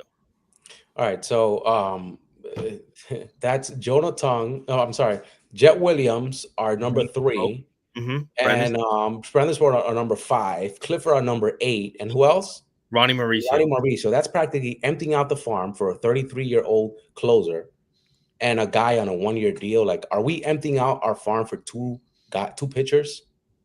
One a reliever in his mid-30s. You know what I'm saying? Like, no, hard pass on that. Yeah, maybe if you would have said a Clifford and a Jet, I would say okay. I mean, look, we have elite arms out there. You know what I'm saying? Like, you don't have to trade assets when you have an Edwin Diaz out there where you don't have to give up any prospects. You have a Robert out there, a Suarez out there. You don't have to give up any prospects. Yeah. Bro, you got to want to go to super route. You got to Pete Fairbanks. Go after one of those guys and keep the guys for a bigger package. Yeah. When it comes to closing, that closing market, I don't think they should be trading for a closer just because of what you said. Like, there's many closers out there right now that you can get. So there doesn't need to be this big thing that we got to trade for a Trevor McGill. OV, what do you think about that, OV? I don't know if you heard. What was the package again? My bad. So Sleeper Mets put out the package that would hypothetically bring Peralta and McGill to the Mets. He said Mets would receive Peralta and McGill, and the Brewers would receive Jet Williams, Brandon Sproat, Ryan Clifford, and Ronnie Mauricio. No, right? Yeah. That's a hard no for me as well. That's a hell no for me. Yeah, fuck out of here. That's crazy. That's nah. Like I said, I'll probably do it if you're talking about Jet and Clifford. Because of Peralta, but the thing that messes me up is the McGill shit. That's what it is. How many years of control does McGill have? Is he a rental? 2 years of control. Yeah, two more years of control. So, but again, look, I just need a trade straight up for a Peralta. Don't throw in a McGill and try to ding me for more assets. Just give me a trade straight up for a Peralta. It's a Jet and what else, and get it done. Right. I said Jet and Clifford. There's no way that I you guys just heard me. I value Sproat and Nolan McLean. So I wonder if they're gonna trade Clifford. I wonder. I just don't. They should. Yeah, they should. I think it really depends on if they bring Pete back. Because they bring Pete back, then I think Clifford is gone. They don't. I think Clifford might get a chance. Real quick, shout out to the 409 who are tuning in through Twitter. Make sure y'all log into my guy Randy Talk Mets and my guy Top Bunks. Go to YouTube, like, subscribe, do all that good stuff. Yes, sir. Rising stars in the Met fandom, man. Appreciate it. We're just a couple old timers here, me and Flip, just talking shit. We the youngs. Yeah, with the unks, bro. That Let these young bloods do all the heavy lifting. We're just talking shit. Yeah, we all trying to get one. We all here for the one goal, and that's to bring the chip to Queens, man. Yeah. And I mean, definitely. Hopefully, David Stearns knows what he's doing, and the mindset that he has, and hope Cohen is backing him up and everything that he's doing. We right now I know everybody tends to think that we're killing David Stearns, but we put a lot of trust in him and what he has said to the fan base, what he's done so far. He's only had 1 year of success in terms of getting to the playoffs, so you can only go based off that when it's here. I don't care what he's done in Milwaukee. Yeah, what he's done in Milwaukee. Yeah, he's gone into the playoffs. All right, cool. You're in a whole different organization now, in a much higher scale. So now it's time to really, dig into the dirt and really get the Mets to where they need to be, and that's to a championship. And right now he's 1-1. What year 3 does, based on what he's learned from his first and second year, is very important because you had 2 different years. What you do for your third year to overcome those 2 years and be better, especially after signing one of the best players in baseball to the highest athletic contract in sports history, it's going to be very telling to see what he does. No, definitely. It really is. David Stearns asked, let me see a question here. So we're going to. Given 7 years range at second base, would you be comfortable with somebody who is maybe average, below average defender at first base? I don't know that I That necessarily what kids play the outfield? Marcus's skill set at second at necessarily impacting the type of skill sets we're looking at the defenders around him. What updates have we gotten from Kodai Senga, and is there reasonable expectations that he'll be able to contribute next year? Yeah, Kodai has had an outstanding offseason. And I think maybe that's the most encouraging. On the Stern 6. we've He's on the Stern 6. Yes, he was. Don't believe that boy. He Mhm. feels good physically. Certified Kappa, bro. Crazy. Since that 2023 season, he's going through his. It's like you can't like tell how he feels about a player by like looking at his eyes or his face, because like it just sounds the same every time. Yo, I'll be honest. I don't ever watch these interviews, bro, because I don't give a fuck until shit is done, bro. Like when he says he's had a tremendous offseason. Like what has Kodai? What does that mean, bro? His offseason, like Is he getting eating bitches? good? Like, what is he that's what doing? I'm saying, like what is he doing? Yo, What's he Kodai- doing? Yo, Like Kodai- he's getting hoes. Like season, son. That's I'm what having a tremendous off season, bro. Mad bitches, bro. It's great. Nah, he got no bitches. Bro, I don't know what the hell. never know. What does that mean? A tremendous off season. Yo, Him and Like, Yamamoto what? out here having contests on who could get the most bitches. I don't On know. God, bro. Like, what is a tremendous off season, bro? You did real estate scamming? Like, what'd you do? Yo, bro, I don't know if it's Yo, he Like, says what? that. Yo, the funny thing is that he says that, but then my man drops a fucking Stern 6 and Kodai Senga's on there.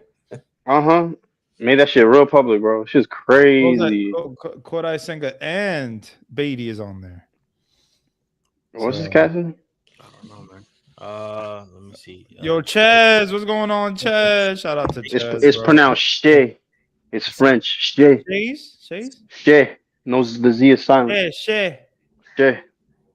I don't think it is. He never corrects me, so I don't. Nah, know. I'm fucking with you. Yeah, Yeah, he Chaz never, won. I think it's Chaz. But some fellas, great show. Any chance? No, I don't. No chance that happens, bro. No Yeah, chance. no chance. Whoa, Dude, wait. Schwarber and Belly. I don't know about that. Oh yeah, I don't know You about adding, that. you adding two lefties on the lineup? Yeah, I would. My dream would be Belly and Pete, I like that. and then we could make Flip happy. Get the Cuban Missile over there, and in center field, we could, bro. Not the Cuban Missile. He's the Black Oh, Panther. the Black Panther, Pantera Negra. Right. That's my dog. Yes, sir. Bring him over if that's the case. What? Meanwhile, in Syracuse says Until then, right. Meanwhile, in Syracuse says You're everyone right. ready to give up on Senga, but he was damn near Cy Young and even left a year when he got injured. He still had a 3.00 ERA. Beatty needs to stay too. They both together only make 16 mil. How do why you is guys- my shit glitching like that? You're the Matrix, bro. yeah, Drop Get it, out, come bro. back. Matrix, bro. As Pope will say, Leave- drop it, don't come back. Leave and don't come back. Yeah. Yo. how do you guys feel about this comment right now? Yeah, Lovato. I don't know, bro. Like I'm not team fuck Senga, but it's just like unfortunately he's the common denominator. We're not gonna get rid of Sean Manaea, the tribal thief. We're not gonna fucking get rid of. We're not gonna get rid of. I don't think we're gonna get rid of David Peterson unless it's in a big trade. Like and we're not getting rid of Clay Holmes. Unless we move him to the bullpen, which you said he's not going to do, he's the odd man out. That's the fucked up thing. That's the hand he was dealt, man. Right. So what's the trade the Pope would do in a heartbeat? Yeah. What trade? Yeah, we doing? what trade are you talking about? Yeah, which trade are you talking about? What the Yeah, we what all trade- trying to I- figure I- out what trade he was talking about. I He's think gonna his trade team is Top. delayed. He's gonna trade Top Back like 2 hours to someone into the else. He's Yo. about to trade me. He's about game. to trade Trading me. Top to Milwaukee, bro. Yo, my shit is really glitching, bro. It's crazy. Buxton. That's what he's It's going that to do. green screen shit, bro. That green screen. Here's OD, It's that bro. Wi-Fi. He's about to trade. Ah, Yo, y'all gonna make me pop the H on stream, bro. You heard? Yo, oh my god. Y'all ready to get lit? Y'all wanna get lit? Evers Yo, in the- 8 hour, yo, Randy, Niggas 8 digging hour on stream. school Okay. night, bro. yo, 8 hour stream. What's up, bro? You ate already? You had lunch? yo, bro. We had dinner, bro. We had dinner. Evers in the building. She said, On the company card. Yo, Eva, que lo que Eva? "Wow, Shout out to you, on the Eva. company card is wild." What'd you That's say? She said, "Do you guys think Stearns a rush to move Nimmo and get Simeon now that the D-backs are thinking Yes. about trading Yes, the fuck they did. Yes, I'm biased though because I fucking worked the most ass for fucking getting Cattell Marte over here, bro. So yes, in my opinion, fuck. Yo, he would. This is gonna hurt you. This is gonna hurt you, Todd. But I think trading Nemo for Simeon is better in the long haul than getting a Cattell Marte. My bad. Okay, yeah, no, you're not wrong. I see it. I see the gangster there. I know what you. I see why that is, especially if they do shit around that. Now I'm saying, but now the question is, can Cattell Marte play first base? Vibes Cartel, guys, that nation. No, You know what I mean? that motherfucker is not playing first base for nobody. He's playing second base for another team next offseason, bro. So my man Cattell did suit up for Team DC. He's yet to make his debut out there. He might be, you know what I'm saying, just for show, but he's just bullying, bro. He's having a good time. Let's say, you know, has won some games, you know, credit to Ronnie Mauricio. Oh, let's talk about it. You know, Yeah, that's the basement of the future. Ronnie Mauricio. Ronnie. I'm a fan. Mauricio. What's good? I'm a fan. I'm here for some Ronnie, bro. Man, Ronnie, man. In all my in all my projected lineups that I've been doing in the chats and on Twitter and shit, he's always at third base, bro. Thank you. Yo, shout out to the whiskey crew. Well, yeah, y'all see that? I can't see shit. Your whole screen is covered up. Yeah. Fuck. You drinking on a school night, bro? You know what I'm Get saying? help. That's my boy's at the Winter Meet. He's in Florida right now in the Winter. Get help, Winter son. Meeting, bro. Yeah, motherfuckers work tomorrow. Credentials, bro. I'm trying to run into Jeff. Did you see Stearns flip or no? I'm gonna grab fucking Jeff Passan by the throat, make him break some news. He said, "Yo, unblock me, son." Yo, block me, motherfucker. Block me, motherfucker. I'm still trying to figure out Crazy. what trade Pope was talking about. Yeah, Pope. Yo, Rube, what fucking trade you talking about, bro? Yeah, man. I think his stream might be delayed like 2 hours, so he might be. Word up. I don't know what trade. And it's crazy because he's so rich that he's probably in the future, but it is what it is. Yo, word, bro. He's fucking ahead at a time. Motherfucker had bald eagle for Thanksgiving, bro. That shit is woo. That was a big ass turkey, yo. Yo, put it up on the jumbotron, yo. Man was eating bald eagle, bro. Shit was crazy. Yo, Top, just Google up fucking big ass turkey. Put up on the jumbotron. Yo. He had the motherfucker from Nesser Et, the chef, Salt Bay. Cover that shit in gold and like carve the turkey for him and shit. That shit was big, bro. Yeah, bro. That fucking turkey's chest was fucking brolic, my man. You heard? Yeah, that turkey had implants. That shit was crazy. That was a Miami turkey, nip tuck turkey. Fucking Colombian. BBL turkey. Rube had a BBL turkey. Yo. Type shit. Yo. Fucking shot that shit out the sky, bro. That motherfucker had assassins kill it for him, bro. Roof on that turkey. Yo, man, shit, Rube ain't even here to defend himself, bro. It's crazy. He put the shit on the leash, took it with him to the gym, and then took it back home to fucking kill that shit and eat it. Bro, he had an heirloom turkey. That shit was like one of one, and now it's extinct. Oh my crazy. God. He shot a dinosaur and had it for Thanksgiving. Meanwhile, in Syracuse says Ronnie just needs to give up batting right-handed from the left side. Folks, I'm here in Syracuse. No cap. They land near the train station. Okay. I'll give him one more season batting switch hitting, bro. Being a switch hitter. And then you can convince me. I'm not sold on him giving up batting from the other side. I'll definitely give him one more season. Yeah, one more season and we outside. Shout out to Intellectual, bro. Yeah, word. Shout out to you. Yeah, hashtag critical thinking. Yeah, it's critical thinkers, you know what I'm saying? Like Ronnie was a lot to ask for, you know what I'm saying? Like rehabbing in the major leagues, but you go back to the offseason, 2023. It did 2023, and that when he had that fucking MVP type year, like my man was raking from both sides. Who are we talking about? So, Ronnie. Ronnie had an MVP 2 weeks, bro. Calm down. He had an MVP. He had an MVP winner. Yeah, you mean in Syracuse? Nah, in winter, bro. Winter ball. In winter ball. Okay. I'm like. So as far as like giving up on Ronnie Mauricio did that. Wait. Bro, what do you say, bro? Lidon, bro. I forgot about that. Yeah. Shout out to Escogido, baby. Yeah. Last place, what? Yeah, word, bro. It's lonely at the bottom, bro. Shout out to my Eagles, Aguilar, yo. Whatever.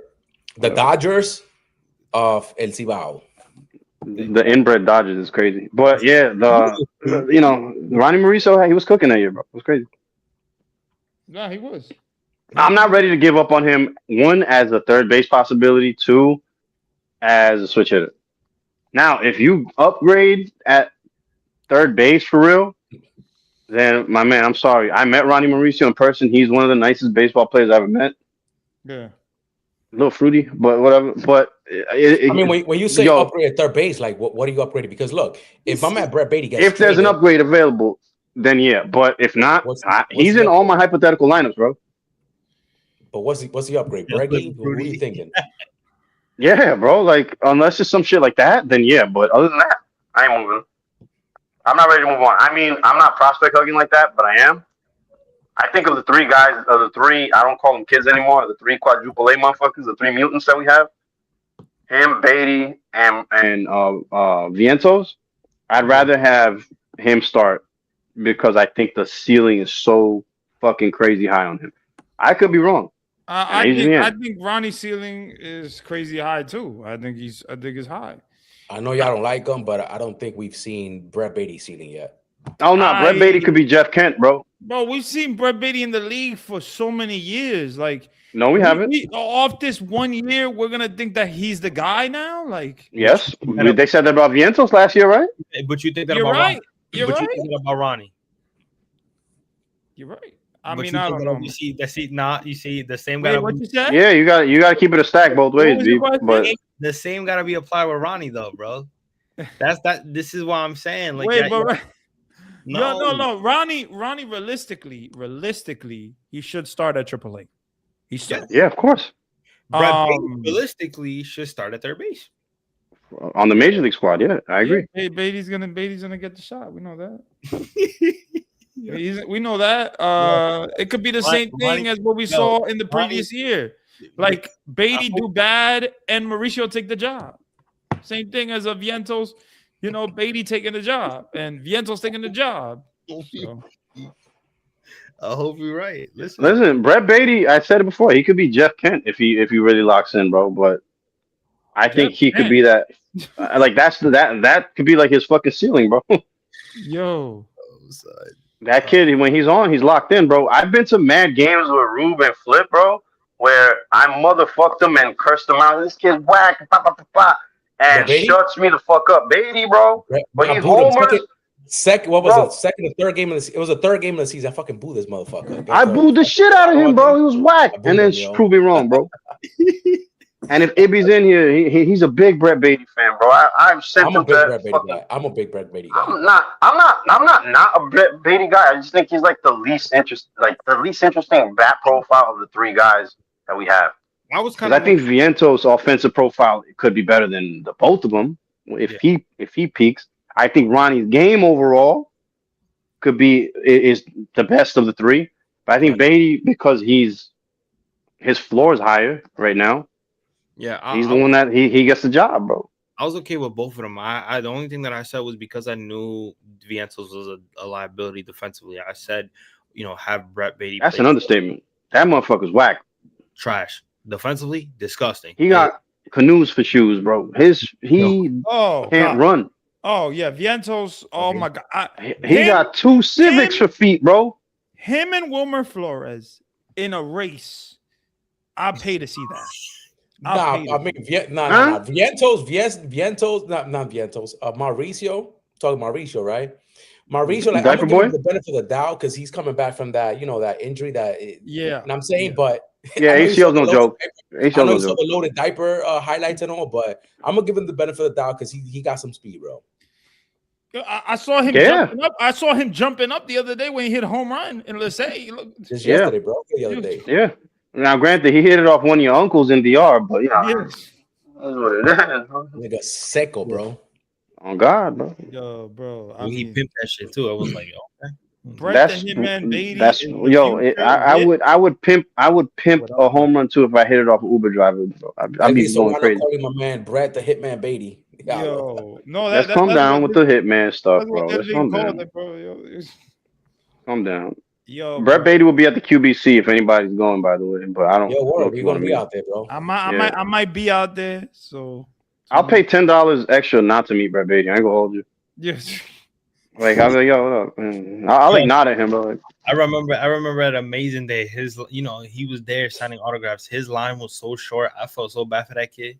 I was like, yo, bro, nobody wants to talk. What are you gonna ask Brett Beatty? Like, honestly, what conversation can you have with this kid? why were you so ass? That's what they're gonna ask. I'll be like, yo, How does it feel to get your job you be going to taken? Dykeman? Like, what do you hang out at, bro? Like, Yeah, how does it feel to have Mark Vientos take your spot, bro? Like, Yo, nah, chill. Mark Williams ain't taking his spot. yo, He had a better season than Mark Vientos. to see Mark Mark Vientos Vientos- on a crazy postseason run, knowing that could have been you. How does it feel, bro? That's not his fault, bro. Let's be kind. Let's be kind to Brett Beatty. like what's gonna be? Is it Mark Vientos as like the most intriguing, guy on the roster that's gonna be traded, or is it Asenka? It might be Vientos. Like Vientos to me being traded, that's gonna be a big trade. I'm gonna be like, oh, all right. Yeah, it could get you Luis Robert, bro. Louis Robert. It could get you Luis Bob, bro. Right. And mind you, I'm in the camp that's not shaking ass to Luis Robert, but that's what it could get you. Me too, Bro. Mets get Luis Bob, bro. You won't be shaking ass, bro. Guaranteed. Yo. Man. When you see them I fucking won't shake ass, but I'll have Stockholm syndrome for sure. Like, Flip, they're not seeing the potential. oh, now this, bro. Now this. Flip. This motherfucker, They're bro. not seeing Sounding like Charlie Sheen, bro. Yo, they not seeing that arm. They're not seeing the speed, that bad speed. Like the 30-30 potential, bro. What's this now? Intellectual saying that he doesn't think the Mets will or Stearns is gonna allow dudes to play in WC. Dude's already playing in W. They're already that's already playing, bro. Soto's gonna play in that shit. Yo, Soto's there, bitch. Lindor's there. These guys are playing, bro. Diaz is gonna play in there, like Diaz ain't on this team right now. But Diaz is not on this team right now. right now. But Lindor, he's probably Lindor is gonna be on that. Yeah, he's gonna be. Yeah, bro. Come on, son. What are you doing? The seeing Lindor against Soto in a DR match is gonna be hilarious. You're not gonna see that though. You're not gonna see that because the DR and PR they're in different brackets. Yeah, they're gonna be in different brackets. There's no way they could play each other. Unless if they advance, then yeah. Yeah, unless PR they makes it to the advance final past- and DR makes it to finals. Right. Yeah, I did see that the Japanese players might not play, like the Otani, Yamamoto. That's how it was in 2013. DR and PR were in different brackets, and they ended up No, playing. they were in the same group. Nah, I Oh, remember 2013. 13, yeah. 2013, they were, yes, when they won. in the championship. Yeah. Everything was a blur. Mhm. I low-key wasn't even watching baseball like that year, bro. I was the Mets had me down bad, bro. I don't blame you, bro. Oh, you motherfuckers are younger than we are, so you had a whack little upbringing. No. Listen, Yeah, if you're in your 20s and you didn't live to see at least 06, Jesus Christ. I still remember getting hype every time Scott Hairston Jr. hit a fucking bomb into Scott Hairston Jr., bro, get the fuck out of here, man. Yo, I was getting hyped when Bartolo Colon was hitting home runs in San Diego. No, everybody was. That I think everybody was on board with that. But I think what? No, that don't count. Everybody. I was getting hyped when let me tell you something, bro. I was getting as lit as 2015 was, and I know Flip agrees with me on this shit. 2006 for some reason was just better. Yo, I was getting hyped when Raymond 2006 Castro. when Reyes and them. Bro, that was one of the best Mets teams ever assembled, bro. I was getting hyped. About Mets team, not I was getting hyped when Raymond Castro hit a walk-off home run, bro. Raymond Castro, remember him? Ramon Castro. Ramon Castro. He used to do mad blow on fucking 111th Street. Shout out to Cafe Rubio. Motherfuckers don't know that. Yo, shout I'm out dead ass about that. Motherfuckers don't know the insides of Ramon Castro, yo. Yeah, bro. Ramon Castro used to do mad Penko over there on 111. Putting Ramon on the spot, yo. I love you, dog. Yo, bro. Ramon Castro by the Look at this city. man, bro. Fuck. Look at this man.